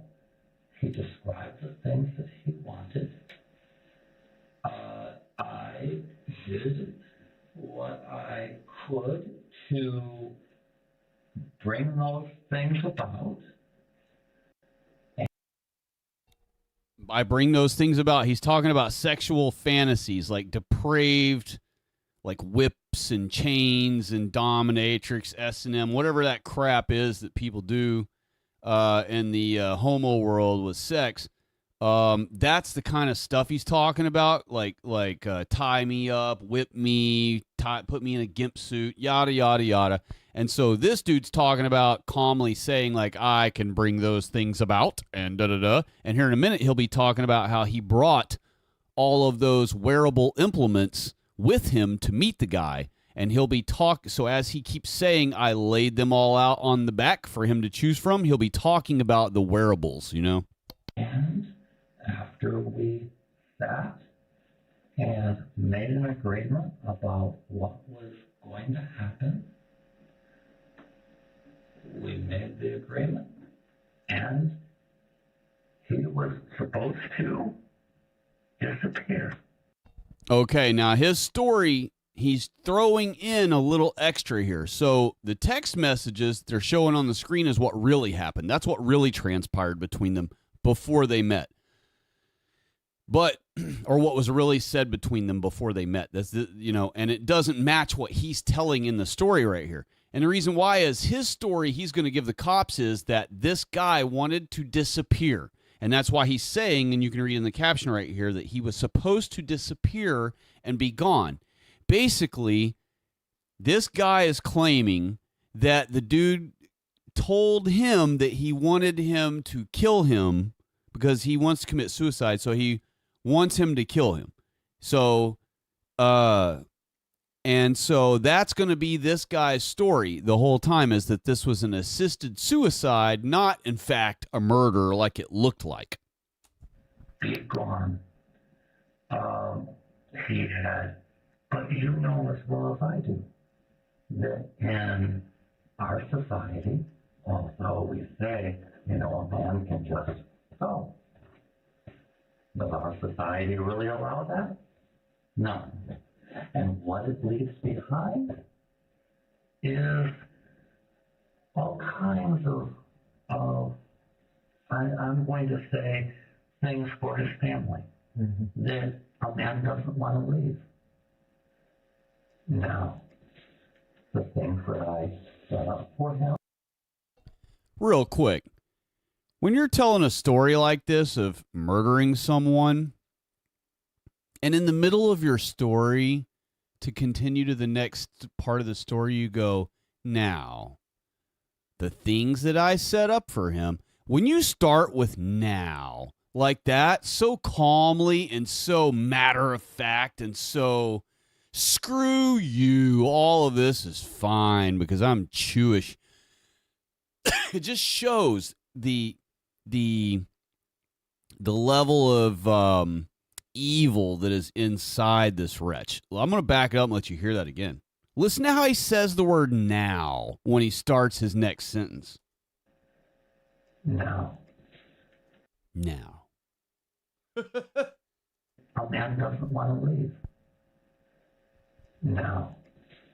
The things that I set up for him and plan to do for him in that regard would do something for his family that would make it easier. But that agreement between him and I really shouldn't have anything to do with anything but him or I. So what was the agreement? We laid together for a while. He asked me to. I did. I'm sorry, I should do the work. Just lay with him. Just lay with him. Just lay with him and hold him. And finally, he says, you know what? I'm ready. And at that point, that was not it. Now, the going away part and the portions for his family. In the basement, when did he come to your house? All right, to explain what he's saying there, he just said the cops were like, okay, well, you got him to your house. What did y'all do? You know, tell us what all went on. And he said, well, the guy wanted to lay there. He wanted me to lay down with him and hold him for a while. So I laid there and held him and the guy claims 3 hours or so. And then he says, and after a while of me laying there holding him, he turned to me and said, okay, I'm finally ready. And what he means by that is that the victim said, I'm ready to die now. I'm ready for you to go ahead and murder me now. And so that's what he just finished telling the cops. I picked him up. We physically met in Swartz Creek. he had him meet him at Black Creek with a Yiddish name. Black Creek, Yiddish name. And that was when I, because he had given me details of what he wanted. And so I said, well, I'll tell you what. I will bring all of the things that you would need so that you can do them. I will lay them out in front of you. I says, then I'll step back. I says, you need to decide. You need to decide because I'm not going to force you. So you meet him in Swartz Creek? I met him at Swartz Creek. On what day? Well, that would be the 24th. I had chatted with him, so I had a tremendous amount of detail of what he was looking for. Only what he was looking for. And that's a lie, because all of these text messages are showing here on the screen dumps on all of his story of this guy wanting to be murdered or wanting to be suicide. He wasn't asking this guy for an assisted suicide. They were just supposed to be hooking up for sex. That was it. Nothing else. And so this whole thing about this whole elaborate story this guy has created about the victim wanting him to kill the victim for him. Basically, his story is, look, the victim couldn't kill his own self because the family would be ashamed of him and all the stuff for committing suicide. So he asked me to kill him. And he had all these extra little doodads that he wanted me to do for him. And he'll explain those here in a little while. He hasn't got to those yet. But that's more of his elaborate story that he's going to add. But in a nutshell, that's the story that he has so far given the cops is, look, this guy wanted to die. He wanted to die after doing some sexual stuff and in some sexual perverted clothing. So I brought it. I let him pick out what he wants to wear.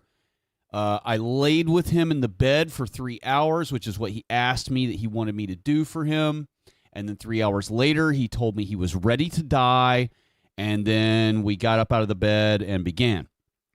And then the cop at that point stopped and said, where did you meet this guy originally?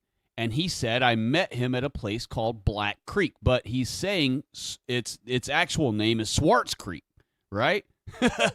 But it's really, what are the odds that that's the Yiddish name, that it's a Yiddish word for the name Black? And we got black in there because, of course, homosexuals and blacks and all of that. So you got Black Creek with the Yiddish name for it. Oh, my gosh, dude. And what? You were trying to help them. Wow. And by the way, if I'm wrong about Swartz in this case, meaning black, in Yiddish, then my apologies. That one gem will remove it. But I'm pretty sure that, because I've done a whole video about that word before, and that's the word they use as the derogatory word of the descriptor color black. So they won't say the word black about blacks. They'll say Schwarzi because it's a derogatory. It's like an N-word version of saying the word color black, for them anyway. In that regard, I took everything that I had to set it up, and I put it into a bag. I laid it out in the front. All right, what he just told the cop right there is that he took everything that the guy wanted him to give back to the guy's family, right? So he took the guy's regular street clothes that he wore over to the date, and his watch and his cell phone and his jewelry, and they put it all in this little duffel bag thing. And he claims that was what the guy told him he wanted to give back to the family after he was gone. So that it was there in the back of the bag. And then I got in the front. And I said, you decide. And at that point, he said, I've made my decision. I said, Kate and put on the different gear that he wanted, that he selected. He took a film and said, no, not this one, he picked it all out. He wanted to make sure that he was comfortable. This credit card has an interest rate that's really, really low. How low? This low. The credit card that's in... He claims Kevin Bacon sought him out for this very purpose, that everything was under Kevin's control. His story, though utterly bizarre, is thoroughly detailed, which is why it's so surprising when the detective stumps him with what should be an easy question. Yeah, and of course we know that about Yiddy Diddlers too, that their lies are always very detailed, very elaborate, very well thought through, and has all this explanation, and everything's very well connected. Like his whole story, if you literally are totally in the not know about this guy, you would think, man, wow, maybe this really is what happened, but the fact that the cops already caught more of the situation, his house, and caught the clothes and everything stuffed in this guy's car and everything else, they know he's full of crap. They're just trying to trick him into confessing. But he's already been confessing the whole time, so they haven't been having to trick him. They're just trying to get him to give all the proper details. But, yeah, it gets crazy. Here we go. Do you know what you did with the keys for the car? Oh, and they're pointing out here in the story that typical of a Yiddy Diddler or any grand liar, anyone who has grandiose, elaborate lies like this dude makes up for a story, they pointed out that they thought it was peculiar that he acted so stumped on this one question, and I can explain why, but they point out here, they're like, we thought it was so odd that this guy was stumped by such an easy and simple question, when he knows so much vivid detail before and after the car key question.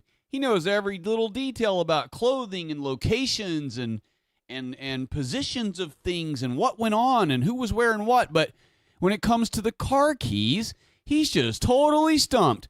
Could not figure it out and never could give him a straight answer on where they were. He ended up having to say, you know what? I don't know. And that's the only answer in this entire interrogation where he ever says the answer, I don't know. He has an answer for every question the cops have, except for where did the guy's car keys go? And the reason why I can explain this is a textbook tactic of these types of grandiose liars. Grandiose liars like this that have these over-the-top stories with all this interconnected crazy detail and everything else that somehow seem to all match up, they almost always will pull this stupid little stunt when they're being interrogated by someone where they're asked some inconsequential question where at the end of the day, in this case, it doesn't make two flying dog shits where that dude's car keys are. It doesn't make a fuck what happens to the guy's car, what happens to the guy's car keys, who has them. It doesn't matter. They're in an interrogation about a brutal, vile, disgusting murder. Who gives a shit where some guy's car keys are? And so a psychotic, yiddy-diddling, over-the-top, exuberantly elaborate liar will almost always pick one question when they're being pressed, and it will always be a completely inconsequential, or the answer to the question will be completely inconsequential, so it won't matter. In other words, they will always pick a question that shouldn't have even been asked because it's so irrelevant and pointless. In other words, whichever of the cops asked him this question, they may have actually asked him this out of cleverness, out of knowing what I'm explaining to you right now, that if I apologize, I got air sneaking out of me here. I mean to burp on the microphone there. My bad. That just snuck out of me there while I was talking. They may know that by asking a simple, inconsequential question in the smack middle of an interrogation, that might derail them a little bit because they're so used to such an easy question. They don't want to answer it right away, so they got to put on this big, elaborate thing like they're thinking about it for a while first to try to really remember, dig into their memory as hard as they can and figure out, well, where did I put those damn keys? And so, of course, whether they did that on purpose or if that was a stupid question they didn't need to bother asking, either way, it worked wonderfully to bring out this behavior pattern that you will notice of hardcore pathological liars who tell really elaborate lies that have like a bunch of extra detail in them that isn't necessary. That's the other thing I'll point out about the lying. Whenever you have someone that you're interrogating, or if you're just interacting with someone in the public, some stranger small talking a story to you, or a customer you're interacting with at work or whatever, if they're telling you this big elaborate story, and it has lots of details, right? A lot of details, right? Well, that normally is not always a red flag for me because I have friends who are very detailed in their storytelling, so I'm not really bothered by that. But what you should always have as a red flag are if the details are irrelevant. Because if the details are irrelevant, why the hell do you have so many of them to tell me? I don't need to know that you sat the car keys on the counter if the car is never part of the story anymore. It's not a part of this. I'm making up my own thing here with car keys. So just making up my own thing with car keys here, I don't need to know where you put them, or I don't need to know that you went somewhere over here for 5 minutes and came back and it's irrelevant to the story or whatever. I don't need to know irrelevant details in a story that's important, that I'm trying to get important information out of someone about. Okay? So anytime you hear someone tell you this and you're trying to get information out of them, right? Like, let's say they're being scrutinized. Anytime you see someone being scrutinized, being interrogated, being pressed, and they're under the gun, and there is a life at stake or an arrest at stake, or there are some kind of critical stakes at hand, all right? And you hear someone telling the explanation of their story, their side of the story, whatever, and it's massively detailed, right? And it has all these retarded amount of details. It's okay to some degree unless all of those details just so happen to be irrelevant to the story. If you don't need to know all those details to find out whether you need to be arresting this guy or not, whether you need to be beating this guy's ass or not, whether or not you need to be helping this guy save the day or not, if the details don't have anything to do, if the details don't support one way or the other of your decision, and therefore they're completely irrelevant details, that should be a red flag to you. Because relevance matters. Okay, if I'm in the middle of telling you, like, let's say you caught me doing something that looked really bad optically, right? And I start telling you my explanation, my excuse for why this thing that you think what looks to your eyes as though you've caught me doing red-handed, that's a bad thing. If I start giving you this big over-the-top explanation of myself and explanation of the circumstances and why I was doing whatever you saw me doing, if I start giving you gobs and gobs of details that have nothing to do at all with the situation, or if they seem like they have to do with the situation, but they don't matter at all in the scenario, then that ought to tell you that I'm probably up to something, right? Wouldn't that be the case? Because there's just no need for it. I shouldn't have put me as the person who's trying to lie to you, because that was a bad example. Well, let's just put someone else in that position, because I wouldn't be going through all the trouble I go through to talk to you all and have a channel and be under the threat all the time and all this stuff to just go lying to you. So that was bad for me to put myself in that position of being the guy lying to you, metaphorically speaking. So let's hypothetically say that we're talking about someone else here. and they give you all these crazy details about the thing you just saw them doing, all right, that looked bad to your sight. If there are relevant details, you definitely want to be more suspect of the dude and his story. You know what I mean? Anyway, here we go. The keys were...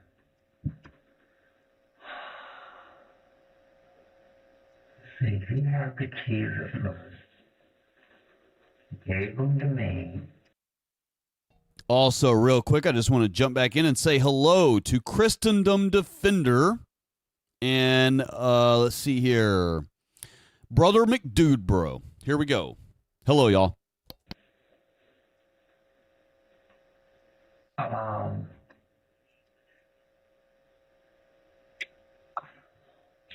We're just around upstairs.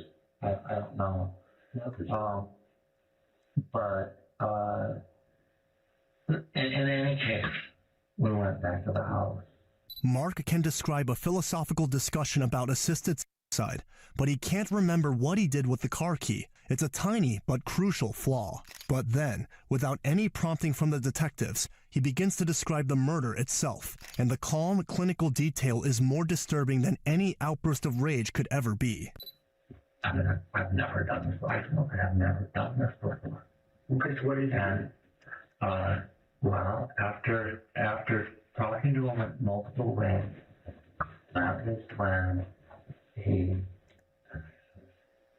says, well, I could. He just said, I could cut your throat. I could do it that way, and I couldn't do it. But I said, I don't know if that would be painless. And you know, we debated it, all of the different ways that I said, I have stairs, but it's still, it wouldn't work. I was afraid I would hurt him.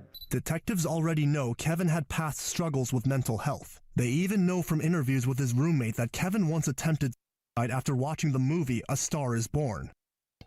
Tell me I don't look like Tim Pool.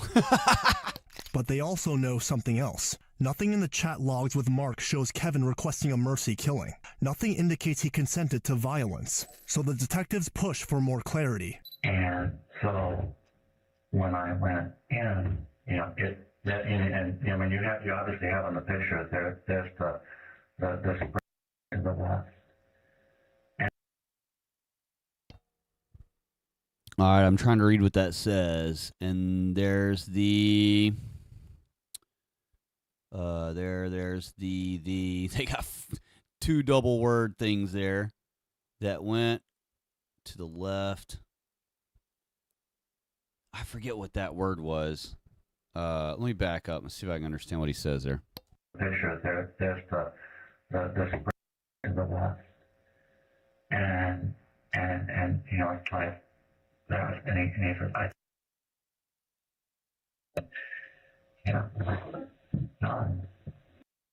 I can't make out what that one word it was he said, and I can't make out, obviously, what he said in the other part that says unintelligible, but at some point he ends up saying this part here, there was a ton of blood everywhere and whatever.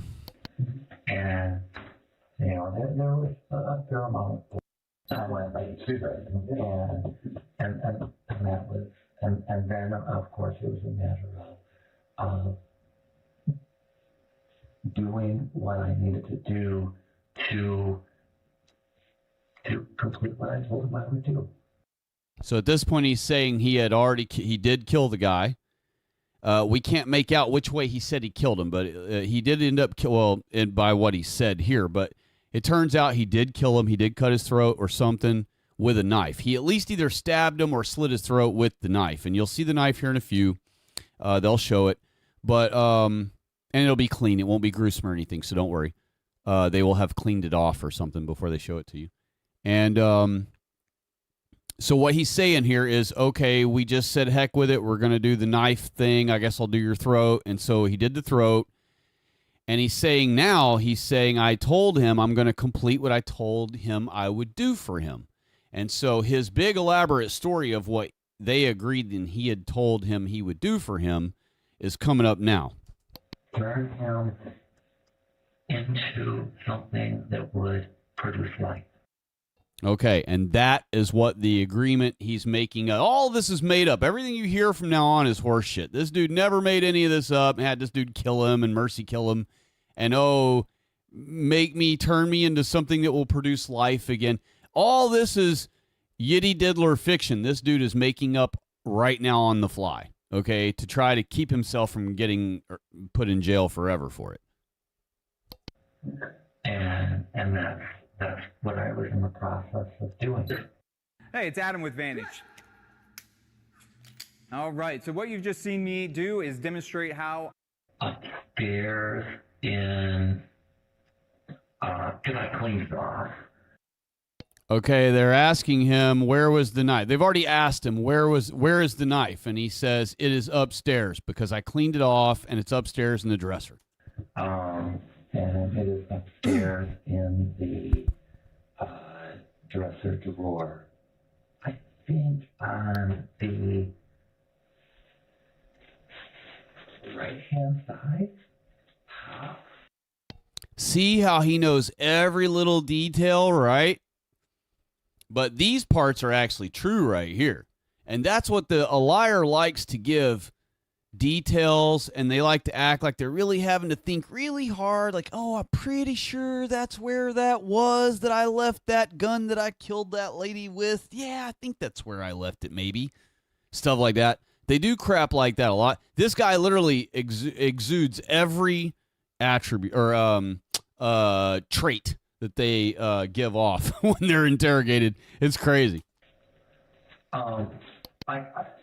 Like, is it a bedroom? Someone's bedroom or your bedroom? Yeah. So it's your bedroom? No. I put it up in my bedroom. Oh, your bedroom. Just because, I mean, I had, again, knowing at least the bits and pieces of the conversations that we've had over periods of time, and what does the knife look like? What's it look like? Yeah, is it like a kitchen knife? Is it you know what I'm saying? No, it's just a hunter's knife. It's a hunter's knife. What color is it? It has a black blade. I actually, it is. It has a black and gray handle. But learning about the knife is only the beginning. Police finally locate the weapon, and the trail leads them to none other than the local Walmart. The footage shows Mark Latunsky, just days before Christmas, purchasing the very weapon he would later describe as the tool for a quick, clean result. It was clear by now that this wasn't a spontaneous act. This was a calculated purchase. Was he buying a murder weapon, planned in advance? Or, as his story will soon suggest, was it the tool for something else entirely? You know what? I'm ready. Where do you want to meet? Okay. And I said, hey, that doesn't matter to me. So where do you want to where? He's easygoing. He'll murder you wherever you feel like dying at. No big deal. He arrives in his vehicle. You arrive in your vehicle. Mm-hmm. You have the gray Hyundai van. Yep. You have items laid out in the back of the van. Mm-hmm. And then he gets out and he sees the items. He decides what he's going to put on or what he's going to wear. He made those decisions. He made all of those decisions. See, that's an irrelevant talking point. See, it doesn't matter if this killer guy demanded or decided what the guy wears, or if the victim decided what he wears. And see how he's making a very adamant point about he picked out what he wanted to wear before I murdered him. Like that even fucking matters. It doesn't matter. So that's what a psychopath, that's what a psychotic liar will do when they're being interrogated, or when you are in conversation with someone and you hear them say crap like this, where they make where they like staunchly support that, yes, definitely this irrelevant point of the situation, yes, can confirm that 100%, you know, or whatever. Whenever they make a thing of an irrelevant thing, you know that they're full of shit. What exactly what pieces of what was there? See exactly what pieces he wanted and da-da-da. He's going to keep mentioning it over and over again.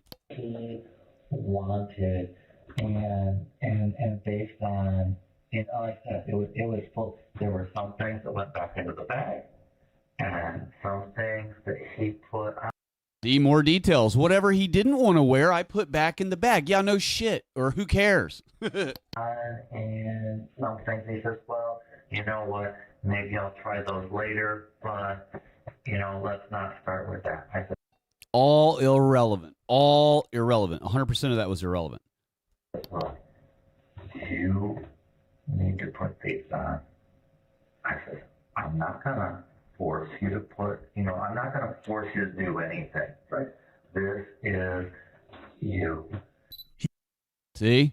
And that's how the Yitty Diddlers set everything up always. It's always your fault. You asked for it. You wanted it. This is what you asked me to do to you. This is what he wanted me to do to him. Always that way. He has confessed to murder by laying out a story of a mercy killing, a pact between two consenting adults. But detectives know it's the evidence that tells the truth. And the evidence in this basement points to something far more ritualistic, far more sinister. The chains, the pulley, the body hanging upside down. Not just that, but his record of 1 month prior with the naked man incident. Monday.com, the opposite of any work platform we tried in the past. We tried other work management platforms, not.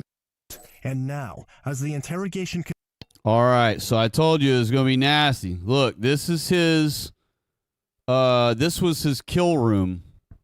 They showed a picture of it earlier where you could see the whole room, but this is the roof up top, or the ceiling up above. The victim was hanging from this block of wood. There is a hook point in the center there of the block of wood, and his body was hanging from that upside down. So he was hung by his feet. And you'll hear the rest in a minute. The chains, the pulley, the body hanging upside down.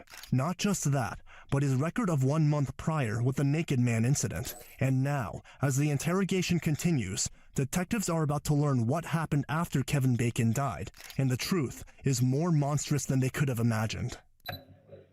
That I started to do what I told him I was going to do. I was going to be part of him. And I did. I told him I was going to eat part of him, and I did. It was the new moon, and honoring my word to what I said I would do. That was when it was the discussion. You know, like wherever, you know, whatever is consumable is consumable. So I will. He says, so I said, I will eat you, you know. And he says, okay. So this dude is willing to eat a guy. All right. Very Jewish attribute there. And, you know, here in his story, and of course, again, all of this is a lie. This is all made up. But the sentence right before that, right here, I've just backed up to it. He says, in our discussion, it was in the moment, you know, and in that discussion, you know, it's like whatever is consumable, right? Well, whatever is consumable is consumable. In other words, hey, you know, if something's edible on the guy's body, I'll eat it, right? And I told him I'll eat him, and I'm willing to eat him. So whatever's consumable, I'll eat it, right? And that's what he's saying here. But after he says this right here, right? Pay attention to the only one thing that he felt like eating of the guy. Well, it's consumable. So I will, you know, and he said, okay. Okay. Then he admits something even darker. Where did you do that? I mean, on the kitchen stove. Like with a frying pan? It was the griddle.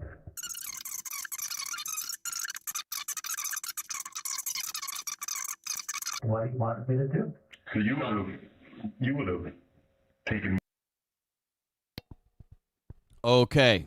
It did not say yet what he did. What he did was after he hung the guy upside down and after he cut his throat and killed him, he hung him upside down by his feet, cut his balls off, and that's what he's going to eat. He didn't plan on eating anything else of the guy, I don't think, but he was planning on eating the balls. Maybe he was planning on eating all of the guy because he bought a dehydrator and it was supposed to arrive like the next day, so it ended up arriving like the next day or whatever from Amazon. So he ordered a dehydrator, so maybe perhaps he was planning on eating whatever's consumable on the guy. Maybe he was really going to eat it. And it just so happens, though, what did he go for first? What does the typical Yiddy diddler hate about the white man? What produces more white men? Our loins. So what, of course, is a Yiddy diddler going to cut off first of a guy and then eat of a guy first of a white man in getting his revenge against the white man? The balls. And so the officer is asking him right here in this question, so would you have taken more of his balls and put them in the dehydrator? Put it in the dehydrator? Absolutely. Absolutely. He plans to turn... Absolutely. Did you not know? Oh, no, he says body. That's what it was. He says, so would you have taken more of his body and put it in the dehydrator? What was his answer? Absolutely.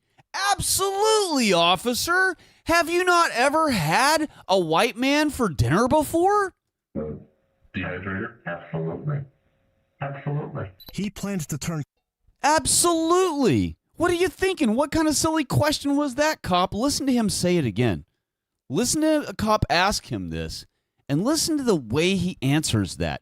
Only a Yiddy diddler could ever answer this question that way. What do you want me to do? So you would have taken more, put it in the dehydrator? Absolutely. Absolutely. He plans to turn... Absolutely. Absolutely, man. The hell kind of question is that? And this wasn't a fleeting thought, because a couple of days after his arrest, police intercepted a package headed for Mark's address. You know, I was covered in, I mean, not covered, but it's like I had some on me. And I looked at it and you know, it's like I had done what I needed to do, and I was like, I could wash this off. Nope. Nope. Instead, he went to a gay sex party that night with that guy's blood still on his body. And he went to bed that night with the guy's blood all over his body. He never washed it off. Never did. He said that was part of his ritual, was to leave it on. He'll explain it. I'm not going to. And at that point, you know, I went upstairs and I crawled into bed. And I just left it. Did you ever, did you ever wash those sheets then after you laid in it, blood on it? No. And when I got up the next morning, okay, I'm mistaken. All he did was went to bed, I guess. And then he got up the next morning, but he ended up leaving the house, I guess, the next day or something, and went to a party. You'll hear in a few. He went to a party or something, some gay party, still having the blood on him. you know, 'cause I rested, you know, just lightly. I got up and it was middle of the afternoon when I was supposed to go over and get head on 25th. And I looked at it and I went, you know what? I'm not. He means, you know what? I'm not washing that off. I'm going to the Christmas gay fuck party with the blood on. And I left it right on. And I put on what clothing I had. And I went, I'm not going to wash him off. Where were you planning on putting his... I don't understand. Cops asking, where did you plan on putting his body? Like, where were you going to plant that stuff? Actually, he wanted me to get the tulip bulbs off to his family somehow. And so one of the things we thought was, get them to, because I said, if I have the ability to get his family from the south side of I-69 to the north side, if that comes about, then they're going to be on the north side somewhere. And if they're on the north side, if tulips show up, make it a habit. 7 minutes of Tai Chi. All right, every so to morning, explain all here the way what's through going the on night. with the tulips thing, what he's saying here is all nonsense because, again, this is all a lie. But what his thing is here, he's saying he's got some kind of hard-on about moving this, about burying, or he's got some kind of hard-on about Interstate 69 where he lives. And, of course, it has to be 69, you guys. Of course, couldn't be any other number. And so I'm telling you, there's nothing but cheery through and through and through this whole video. So he's got this major boner to have this guy's body parts that remain, whether it's the bone dust, the whatever, the guy don't eat of them, and all this. He wants this guy and, quote, the guy's family, whatever that's supposed to mean, to be moved, whatever that's supposed to mean, to the north side of Interstate 69. He does not like the fact that some things are on the south side of Interstate 69. And I have no idea what that's about, and no one ever figures out why that's a part of his weird-ass story that he's conjured up. But that's what he will mention multiple times. here's the tulips, and this is what you put on. So where did you read about that? Like, how did you know? Tulips in particular, like bone meal. And I said, is this something that he says, get some tulip bulbs to my family, and that way they don't need to know it. They just need to know that the tulip bulbs arrived.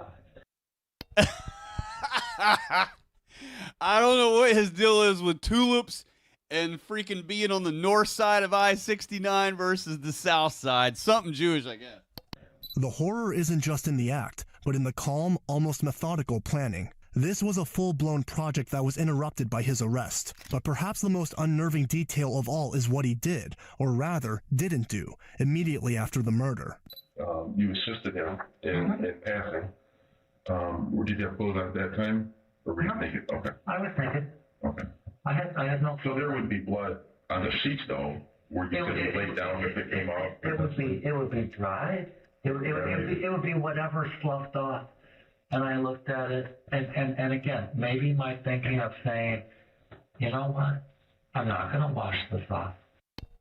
That's satanic ritual shit, satanic sexual ritual crap, where you leave the blood on you and just let it dry on and soak in. And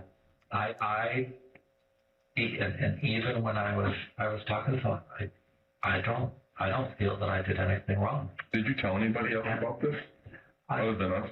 At the same time, Kevin's family was growing worried at his absence from their Christmas table. The man responsible for his death was attending a gathering elsewhere, still carrying Kevin's blood on his body. To better understand Mark's disturbed state of mind and the circumstances surrounding Kevin's death, investigators turned to someone who knew him more closely than most, his estranged husband, Jamie. I know there's some conversations, about the Bacon thing, and of course the victim's name is Kevin Bacon. That would upset me, seeing something like that. Is that how you kind of take it now?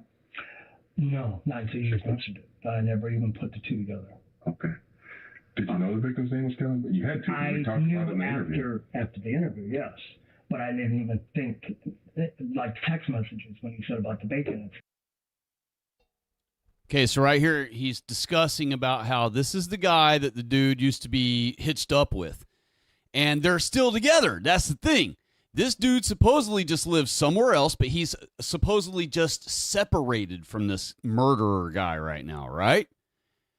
Meanwhile, this dude's never been murdered, never had his balls cut off, never been tortured to death and killed in the dungeon, whatever, eaten alive by this guy, right? So somehow he managed to have sex with the dude all the time and live with the guy and be fake homosexual version married to the guy, never got killed, never had a problem, never had his body parts cut off and eaten, nothing. So somehow, magically, this guy's had zero issues out of this horrific, vicious, psychotic, sicko, disgusting, vicious, Jewish murderer. And then the guy told him, okay, this guy right here you're looking on the screen was going to have the murderer over for breakfast the next morning. That's their story, says this guy who's being interviewed right now. He admits to the cops that the guy was supposed to come, the murderer was supposed to come to his house to eat breakfast that next morning after the murderer had killed that dude the night before. This all happened on Christmas Eve. That guy was killed on Christmas Eve, and on Christmas Day, the murderer was supposed to get up and go to this guy's house and have breakfast with him. And he sends the guy a text message saying, I just ate some bacon, or I just ate bacon. And this guy knows damn good and well who bacon means. You're going to find out later. I guarantee you this dude's an accomplice, and they let this guy go. They never charge this guy, and when they're questioning him right here, he's not even like being Mirandized because he's not a suspect. So they're only questioning him as though he's just some guy that knew the guy. You know what I mean? And that's literally, they never even consider this guy as a suspect, when meanwhile, this guy is hitched with that guy. That murderer was supposed to be at this dude's house that morning for breakfast that next morning. Told the guy by text message he ate bacon. Meanwhile, this guy who lived with him knew that that guy was Jewish and would never eat bacon. Anyway, here we go. Oh, and one more thing is bacon in his text message is capitalized, like a last name. And I never put bacon and bacon as. Oh, yeah, you just never did so, right? Even though the guy that murdered a guy named Bacon was your lover, and even though you knew that he had been talking to that guy Bacon with the last name Bacon, so you knew dang good and well who Kevin Bacon was. No, we're still legally married, but we're separated. I mean, I got out of there because he was starting to just say a lot of very unusual things. AKA, he always said all those unusual things, and I stuck around until I couldn't anymore. Things that just didn't make sense. You invited him over for breakfast? I want to say yes. I mean, yes, that I think it was Christmas Day, but yeah, no, I wasn't. And just real quick, nope, please don't ever use the Lord's name as an explicative, okay? The Lord's name is not a curse word. If you want to use the Lord's name as an explicative, say something like, Jesus, help us, please, Lord. Don't just use his name as a cuss word like a cuss word. Unusual. I would invite him. Thank you. I apologize for having to tell you that, but thank you. We used to go to the gym and work out. I mean, even when you were split up? Correct. Okay. So then do you think that it possibly that the text message that you received from him about breakfast was in response to you inviting him to breakfast? I think so. I mean, yes. Okay. I think so. Okay. And I do remember him sending something about bacon, because, like I said, I Oscar Mayer Center cut, and he knows that. Okay. And in your best recollection, tell me what you remember about the text message exactly. Like, how did they go, and what was it? Just that I don't know if I said I don't know if I invited him over for breakfast. Hey, would you like to come over for breakfast? Or I thought. There you go. Thank you. I can't say verbatim. But I question. I mentioned something about coming over for breakfast, and then he said. But see, he's admitting that the guy told him about bacon. This guy lived with that dude, was, quote, married, their version of it, whatever, to the guy for however many years the guy was with him.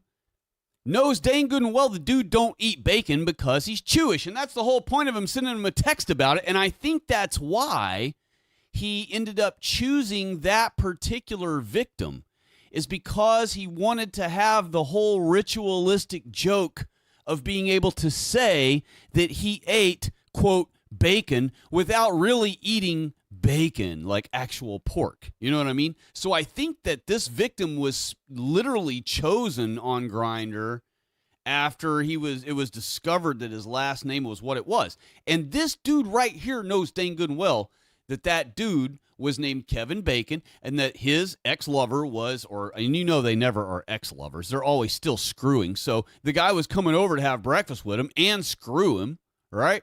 So he knew damn good and well that dude was screwing a guy on the side named Kevin Bacon.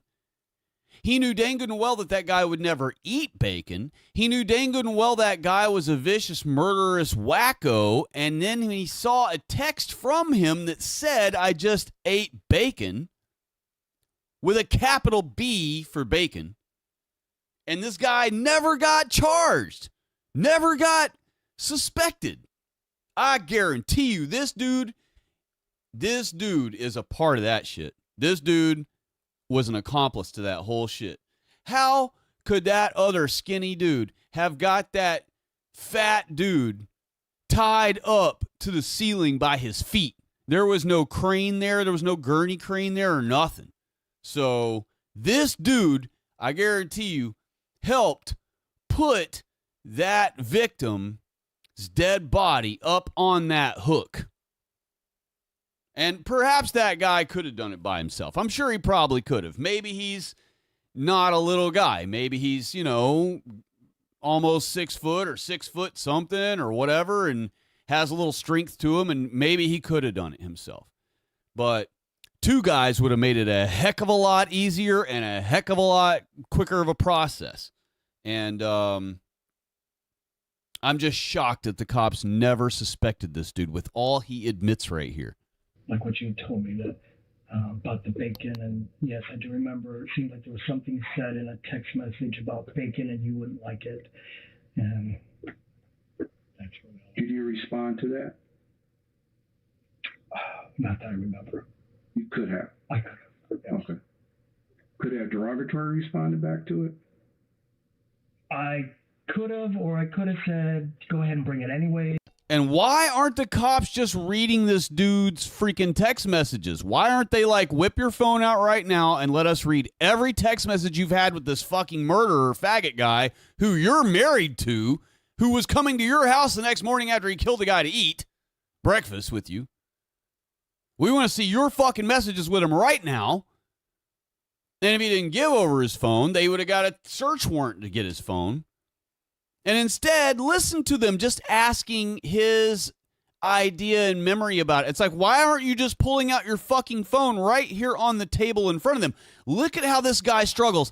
Oh, yeah, I think it was something like that, maybe. I don't know, kind of. Yeah, I guess it could have been like that. I guess maybe he said that. I'm going to back up this whole thing and let you hear his answers again and watch his mannerisms as he says, like, as he acts like he's trying to remember and trying to recall what was typed in the text messages. His fucking phone's in his pocket. Why is he sitting here putting on this whole show of trying to remember what was said? And why are the cops sitting here accepting those answers as legitimate answers when the fucking guy's phone and the whole thing, all the answers to all their questions of the text messages are right in his pocket right there? I could have, or I could have said, go ahead and bring it anyways, because it's like, it's not a big deal. I can eat other bacon. It's not a big deal to eat some other brand.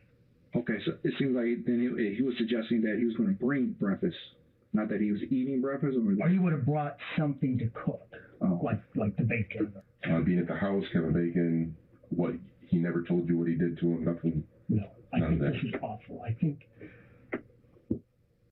No, I think that's awful. Irrelevant. That's not what he asked you. He didn't ask you if you think it's awful. And by the way, anybody who isn't a depraved, sicko, psychotic, demon-possessed idiot would think it's awful. So we didn't need that tidbit of info out of you. And so, again, I think this dude is getting away scot-free. What would you have done had you been told or made aware of this prior to? If I had known what had happened, I would have come to the police. Mm-hmm. If I had any suspicion at all. Mm-hmm. This isn't right. This isn't right? It's a little past this isn't right, homie. It's like horrifically gruesome, sicko, satanic, vile. The dude was going to be eaten and hanging upside down, dead with his balls cut off. I'm a single mom of a 4-year-old. I'm working a full-time job. Rasmussen made it. He's a sick man. And he was coming to your house to have breakfast that morning. I never thought he would ever be capable of anything like this. I mean, he said weird things. That's the same thing we hear all the time. I never thought he would be capable of anything like this. Well, you just got done saying he's a sick man. Shockingly, when Jamie invited him to breakfast, Mark responded, "I had bacon for dinner last night." There it is. There's the message he sent him. Okay? Now, this is the morning of the 25th. This is Christmas Day. He's expecting the guy to come over and have morning sex with him and breakfast. And he sends this message right here. I had bacon for dinner last night. Knowing what he already said a minute ago, that he knew that the guy is a sick man. Now, granted, in his defense, he could have read this message and thought that that meant sex, not actually killing and eating the guy. But that would not be abnormal for this guy to read. If he thought of it as sex, if he thought that the guy was reporting to him, hey, I had sex with that guy last night, well, first of all, that wouldn't be something that your ex would be reporting to you, okay? If you and a guy were married, right, or your fake-ass gay version of that, if y'all were joined, whatever, okay, and then you separate, but then you're being friendly enough that you're going to be invited over to breakfast to the guy's place that you split up with, you don't tell him the night before he invited you over for breakfast.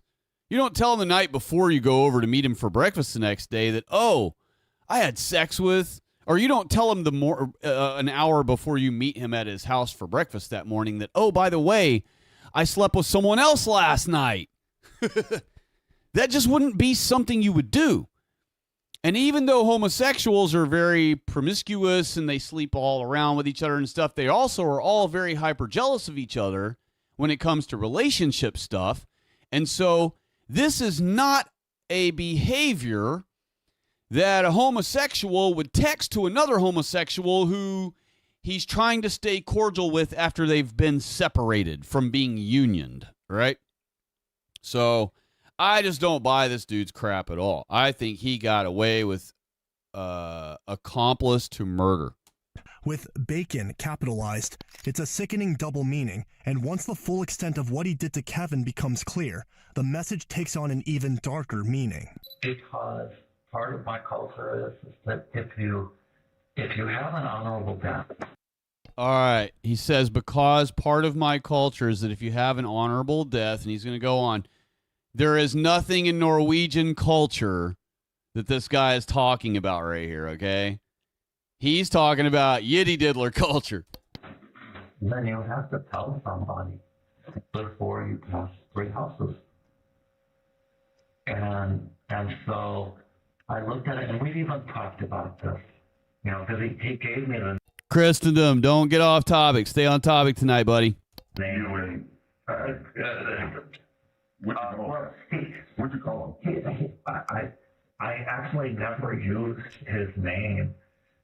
It was only just before he looked at it, because he says, wow, you really planned a lot of this. I said, I planned nothing. I said, I planned absolutely nothing. I said, okay, let's say that the police have a problem with it. I said, the police have a problem with it, and then what? They throw me in jail. Or they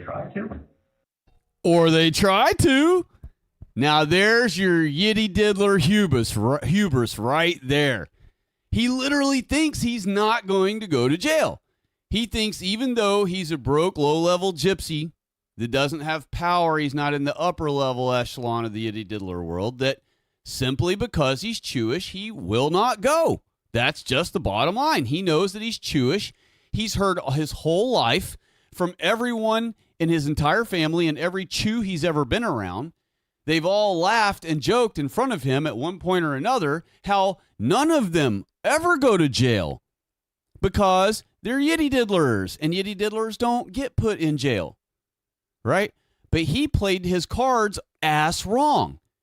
He told the cops everything instead of just staying quiet and calling a Jewish lawyer. So, for some reason, this guy just decided to throw away all his Yiddy Diddlerness and go to prison. But at this point, he really thinks he's still going to get away with it. The hubris has been installed in him through his whole life. So he really thinks that because he's a Yiddy Diddler, he's going to get away with it, perhaps, or most likely. You know, I'm sure he figures there's a good chance that he will stay in jail. But I guarantee you, because of this statement right here, that he thinks he's got a really good chance that he's just going to be released and let go. That's what he started off the whole thing when he got arrested. He said, how soon are we going to have me back to my house? Who's going to get me back home? That's how he thinks, because he's a Yiddy Diddler. I said, I guess I'll just have to deal with that. It sounds honorable. It sounds honorable.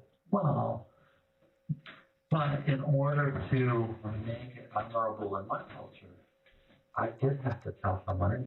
See, now that's Yiddy Diddler stuff. That's nothing to do with Norwegian anything. That's Jewry. Even when I talk to him, he says, just call me Kevin Bacon. And I went, okay. I said, if I say that I killed Kevin Bacon, he said, no one's gonna believe you. I said, I could tell anybody, and no one would believe me. Because of my name. I actually texted before I ever did anything, I went up and I texted a friend who was, and I'm going to say, what's the correct word? Understanding of the situation, because he's a judge advocate in New York, and I sent him a text and I said, you know what, I did this. I said, and I love him. He's my hero. All right. It's hard to understand what he just admitted right here, but I'm going to break down what he just admitted right here because he didn't actually say it correctly because he's lying about so much. He screwed up his story right here. What he's trying to tell the cop right here is that he had sent a text to a friend of his saying, now see right here where he put, where it says, I did this. That's not what he texted. He texted, I killed Kevin Bacon last night. That's what he texted. And you won't see that till practically almost the end of this video, I think. But see how this is another thing about psychopathic liars, is they will talk like this. So when I'm going to back it up and let you hear him say this whole piece right here again. But when he gets to this part where he says, I did this, that what he means right here, that's Yiddish for the text message that I sent the guy was, I killed Kevin Bacon last night. And so instead of saying the matter-of-fact thing, they will say vague things that sound harmless like this. I did this, right? That's not what he texted. Okay, so here we go. And he's saying right here, look, I texted. Before I ever did anything, he says. That's the lie of his little lie right here. Before I ever did anything. That can't be true if the text message itself is that I killed Kevin Bacon. That means it had to come after he had killed Kevin Bacon. So he did not actually text this before he ever did anything. He texted it right after he did it. Before I ever did anything, I went up and I texted a friend who... Oh, I get it now in his mind, what he means by that. in his mind, he's telling the truth, because in his mind, what he means is, as soon as I was done killing the guy, before I did anything else, I texted that friend. So that's what he means. Now that I realize in his mind what he's thinking by that story right then, that's what he really means. So he's saying here, I said I could tell anybody and no one would believe me. He's saying I could tell anybody, hey, I killed Kevin Bacon, and no one will believe me. That's what he's meaning with that statement right there. Anyway, here we go. No one would believe me because of my name. I actually texted before I ever did anything, I went up and I texted a friend who was, and I'm going to say, what's the correct word? Understanding of the situation, because Accomplice, that's the word you're looking for. he was he's a judge advocate in New York, and I sent him a text and I said, you know what, I did this. So you did this. That means you did do it already. Not you're sending this text before you did anything.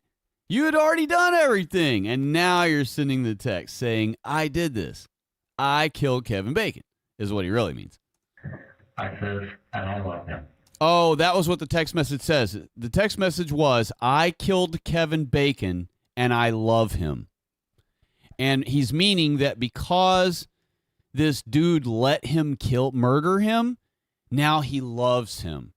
Now this murderer guy has an affinity for the victim because the victim allowed him to do such a noble thing as kill him and eat his balls and plant some of his body somewhere that he was planning on planting it that he never got to do.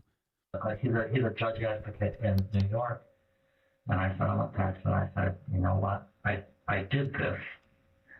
I said, and I love him. He's my hero. And I'm sorry, who's your hero? I killed Kevin Bacon. Kevin Bacon is my hero. Okay, that was the message. He had texted someone saying, Kevin Bacon is my hero.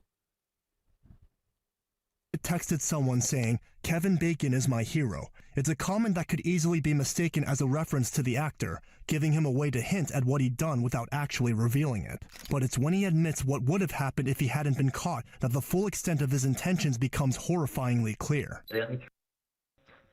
We're going to go out back, and I was going to put the peach pits in them, and then put the peach.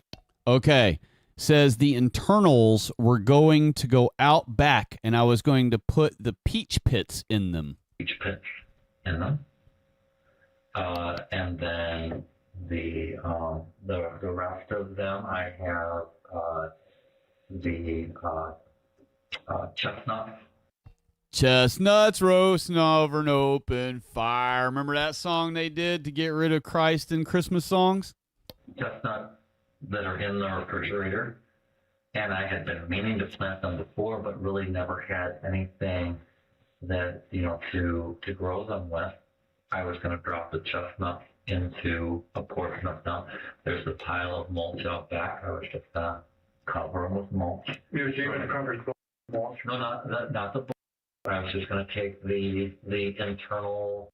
Not the body, he's saying here. He's saying, no, not the body. I was just going to take the internal organs and get rid of them. And get rid of them. So that they were each growing things. The mulch was going to go into the dehydrator that I purchased after. The mussels, I think he's saying, even though he says was instead of were, I think that's the word mussels there. I'm not real sure, but he just speaks poor grammar right after the word mussels. So I think it's the mussels was going to go in the dehydrator that I purchased yesterday, because that's what he would be wanting to eat. It would be the mussels. So the mussels were going to go into the dehydrator that I purchased yesterday. We'll back that up and let you hear him say it again. so that they were each growing things. The mom was going to go into the dehydrator that I purchased after, yesterday, or it could be delivered on Monday, because that was, that came out of the discussion. So I didn't have anything, planned for it at that point. And then I was just going to, crush up and then see if, essentially. So he was just going to crush the bones up afterward in a bone crusher. And take and pair them with tulip bulbs and figure out some way to, just have them appear somewhere. It's like The memory or just however it worked. If it's a matter of getting that to happen, so that and putting them. See, this is where his lie starts falling apart. He just starts talking about vague nothingness, like, oh, I just got to get them somewhere, wherever. And then there's this, he comes up with this thing about being on the north side of Interstate 69 instead of being on the south side. He never explains why that matters. Just like he said this vague crap a moment ago right then that has no real, it's inexplicable, and it just doesn't make sense to the story either. And dehydrator, the dehydrator. Basically, yeah. That's I know a lot of people don't understand that, but it's like I look at it and we're open to a lot of things, and I know it is what it is. It's a matter of just making it happen. It is what it is, y'all. It's just a matter of getting it done, making it happen. Just got to get that body chopped up, get the bones crushed up, get all the muscles dehydrated into jerky, get it all consumed eventually by eating it all. Just got to make it happen, We're going to take a quick break and we'll get right back with you. He had plans, a reality where a human being was reduced to raw materials. The calm demeanor with which he explains everything is truly incredible. At this exact moment, you can see the interrogators physically recoil when confronted with something this extreme. They seem to be leaning back, almost instinctively, as if their bodies are rejecting the vile words, and that calm from Mark only makes the horror hit them harder. As the interview continues, it becomes clear that, regardless of what truly happened in that house on Christmas Eve, Mark is determined to convince detectives that his primary concern was easing Kevin's suffering. What's striking is that this idea of Mark viewing his actions as some form of mercy isn't entirely detached from how people in his life once saw him. So he was never, did he have a temper, would you say? No, not at all. He's always been the most mild. There you go. He was always the most mild-mannered, easygoing, quirky, very gentle. But look what's on the mantle right there. Mannered, easygoing, quirky. I mean, he was very gentle. He never had any. That's why it's, and it's probably too much. But I think now it's because he wasn't really interested in women. He was more interested in men. But there was nothing that ever would have said he would do anything like this. His ex-wife said she never believed he was capable of real violence at all. It makes you wonder how a man so deranged with reality can even get a woman to marry him. And in an interview with the police, Mark's sister adds a longer, more and there's the sister. Tell me that ain't a yitty diddler. And of course she's throwing him under the bus because that's what they got to do. So they're, because what if he accidentally starts blaming the dad for yitty diddling when he's little? So she has to come in, go into evasive action to defend Jewish dad and make sure he doesn't get mentioned. So she comes in, he's got a long line of lying and being mentally ill. Complicated perspective. Did you ever see anything in Mark's behavior that struck you as odd, or that he had some sort of behavior change from one text or conversation you had with him to the next? Mark's always been eccentric. Don't know, this is not his personality. I can't see Mark hurting a thing.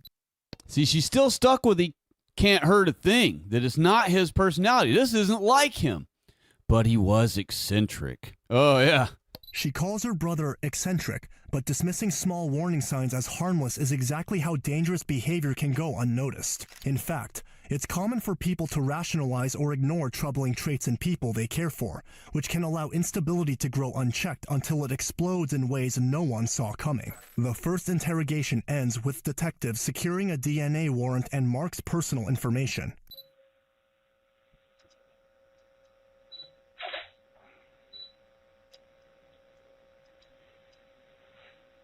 At this point, Mark still pins everything on Kevin, portraying himself as merely assisting Kevin's wishes. But police already have the premeditated murder weapon, cryptic texts, escaped victims, evidence of mutilation and cannibalism, and chat logs showing no mention of any so-called pact. The biggest red flag, however, goes back to November, with a panicked man in a kilt fleeing Mark's home. That wasn't an isolated incident either. Digging through old reports, police uncover a call from October, not far from Mark's residence. A man picked up from the Greyhound's terminal by an unknown individual woke up restrained in a basement, terrified. He cut himself free with a nearby knife and fled, calling the police in panic. It would only later come to light that the man from the October report is the same New York friend who received Mark's cryptic Christmas Eve text. I killed Kevin Bacon.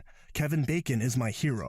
On December 30th, just 2 days after the first interrogation, detectives confronted Mark with this connection in a second interrogation. At this particular time that he was at the house, though, when he was out running away, he claimed running away from me because he was scared. Oh, he said that? Yeah. He didn't tell me that. But was there a time where you had him held against his will at any point? No, he had free reign. It was all consensual. That was all completely consensual. Now, at the end of blah, blah, there he goes again with that thing where he's always like, I'm setting the record straight here, you know?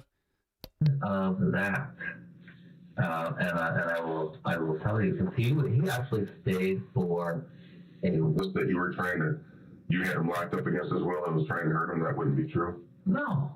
Okay. His behavior and actions reveal a pattern of seeking out men, luring them to his secluded home, and restraining them. With Kevin Bacon, the pattern didn't end with an escape. It ended in murder. Finally, the detective circles back to the core of Mark's story one last time, about Kevin's supposed wish to die. And this is where Mark's story grows increasingly convoluted. Not a cache of bodies around somewhere, if that's what. See? So this dude has probably already done this before. All right. There's the iceberg theory, you know what I mean? Where if for any time you've caught someone, they've probably already gotten away with the same thing 10 times already before that. So here he is right here, basically admitting while he's rambling what seems like incoherently. He says there's a lot of casual bodies around somewhere, if that's what you're asking for. Well, that has nothing to do with what he asked him. That has nothing to do with being an answer to the question the guy asked. But that's a very telling, mumbling statement right there. That may not just be nonsensical rambling. That may actually be him accidentally admitting that he's already, or kind of hinting on purpose that he's already done this before. And that would mean, and that would make it easier for him if that other guy was his accomplice, his former hooked up with guy, his former other half guy. If him and that guy were doing this stuff together, it would be much easier for the both of them. And then they have this accomplice thing where it's like, hey, if one of us gets caught, only the one of us goes down, okay? Don't snitch on the other. And so I think that's the arrangement they have worked out, and this dude's just honoring that and not throwing the other guy under the bus. Sure. If you were talking my shoes, that would be a valid question, right? Exactly. Do we have to be concerned about that? There is not. There is not. Is there one other body, one other person? No. Not a. So he's saying there's no other bodies, that he's never done this before this one. No. This was something that Kevin wanted, and you were willing to help him with it. Yes. And it was an agreement between he and I. and that he was going to get something, and What was he going to get?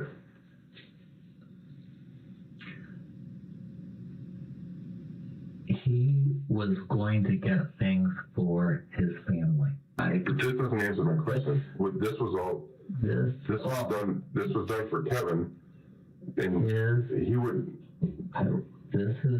I said, if this is true, and opening up this trust opens up homes on the north side of I-69.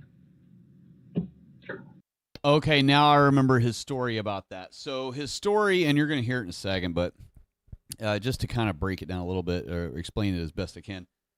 Basically, his nonsense story is that there is this trust fund and there are these 3 homes that exist on the north side of town, but that he can't or the family can't have those unless, and I'm talking about the victim's family, can't have those.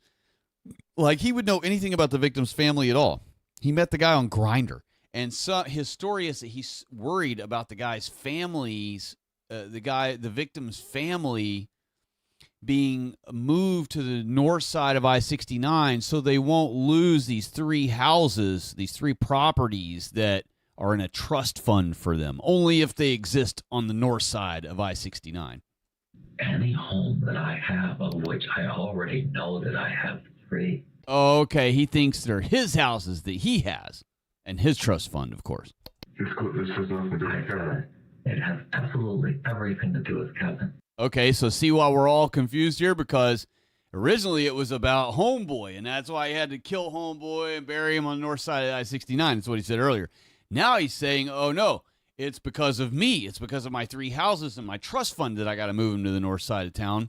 And then the guy said, well, wait a minute, I'm confused because I thought you were talking about Kevin. And he goes, it has everything to do with Kevin, but he met Kevin on Grindr. It's just some dude he knows or just some victim he met on Grindr. He doesn't know the guy like intimate or let me not say intimately. He definitely knows him that way, but he didn't know the guy on like a personal basis.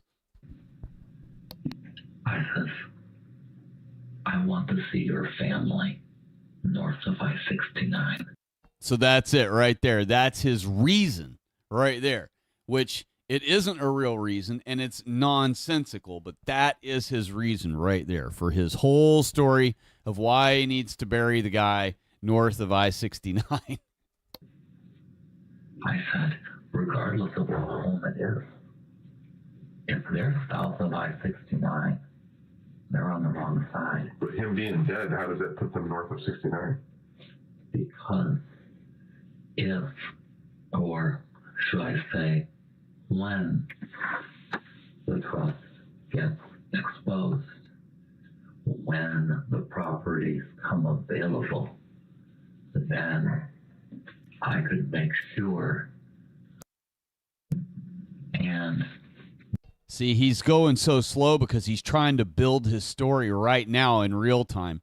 His chewery has slowed down so hard on me. He ain't drinking enough blood in so long that his little Jewish mind can't conjure up nothing up fast enough that makes sense. The family that he has gets moved into one of the homes north of I-69. That's why you. That's no. That was one of the things that I just flat out said.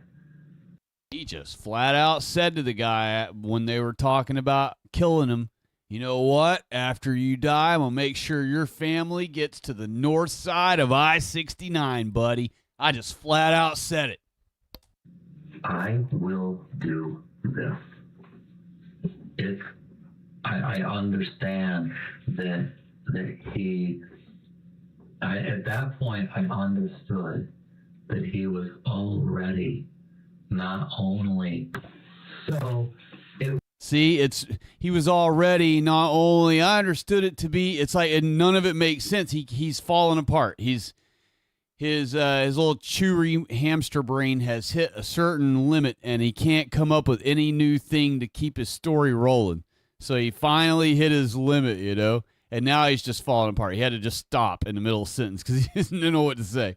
With a way of one, and in the discussion, he helps me save my family. This whole time, this dude has claimed that he hates his own family and that they were liars and that they had freaking fooled him his whole life and tricked him all the way to 12 years old and thinking he was somebody he wasn't. And so why would he want to do anything to save his family? Claims he was giving Kevin's family a better life on an imaginary estate. A delusional justification that collapses under its own weight. Police have the chat logs from the dating app. There's no talk of dying, no philosophical pact. There's only a plan to meet up. In the end, the evidence is overwhelming and the premeditation is clear. The man accused in the murder and mutilation of another near the end of 2019 is now heading to trial. The details you are about to hear are graphic and may be disturbing for some. Mark Latunsky is charged with 1 count of open murder and 1 count of disinterment and mutilation of a dead body. In September 2022, Mark pleaded guilty to murder and mutilation of a body. The guilty plea avoids a trial, but it doesn't avoid a judgment. In December 2022, a judge ruled that the crime constituted premeditated first-degree murder. Mark David Latunsky is sentenced to life in prison without the possibility of parole, plus an additional 11 months for mutilation. Now, is that not the most Jewish story to end the year on right there, y'all? Wow. I tell you, I don't know if you could have fit more Jewish tidbits in that story. And so everything from claiming he was a white guy and had a whole white guy name for identity to change himself to, so and I guarantee you, if we look this guy's stats up, even though he mentioned that he's a Latunsky and that he's freaking not one of them, but he is one of them because he is one of them, and the whole nine, guarantee you he's labeled white as the race in the crime statistics for his arrest report. So, just wanted to show you folks that. I know that was pretty gruesome and sickening and disgusting and horrific. But that just goes to show the depravity of the creatures that exist in our world, and that also just gives us an idea of just how bad, just how sick a depraved mind can go, and especially a Jewish one. So, a lot of lessons to take in from that, you know, a lot of things, the type of guys you don't want to be around. You don't want to go to certain people's houses. You definitely don't want to be a homosexual. You definitely don't want to be hooking up with people on Grindr. If you are a homosexual, you definitely don't want to be going to some guy's house by a mysterious thing, whatever. A lot of weird things go on in that world. So, you know, when you put yourself in a position of being in that type of world and that type of environment around those type of depraved minded creatures, you're going to end up paying the price at some point. So we're going to chalk this one up to the Jewish version of Toll Paid. And I plan on streaming tomorrow night for the turn of New Year's. I'll probably start about 10 or 11 p.m. Eastern time. And I will stream all the way through the turn of the year, and we're going to have fun. So any of you who would like to stop on by tomorrow night and stick around with me for New Year's if you feel the need. And that's my plan. Now, I haven't, you know, if some crazy thing pops up out of nowhere and it's super, you know, a big deal or whatever that I get invited to, then maybe I'll do that instead. But the plan is for now for me to just stay home, away from traffic, away from crazy people, and do a stream here at home. So I'll talk to all of you tomorrow night is the plan. And we'll go into the new year together. Any of you who want to stop by and hang with me, all right? God bless you all. Stay white. Stay healthy. Stay grateful. Stay in prayer to our Holy Father. Stay keeping your holy Sabbath every seventh day on God's holy day, the seventh day Sabbath. And we'll kick off the new year with a bang, all right? God bless.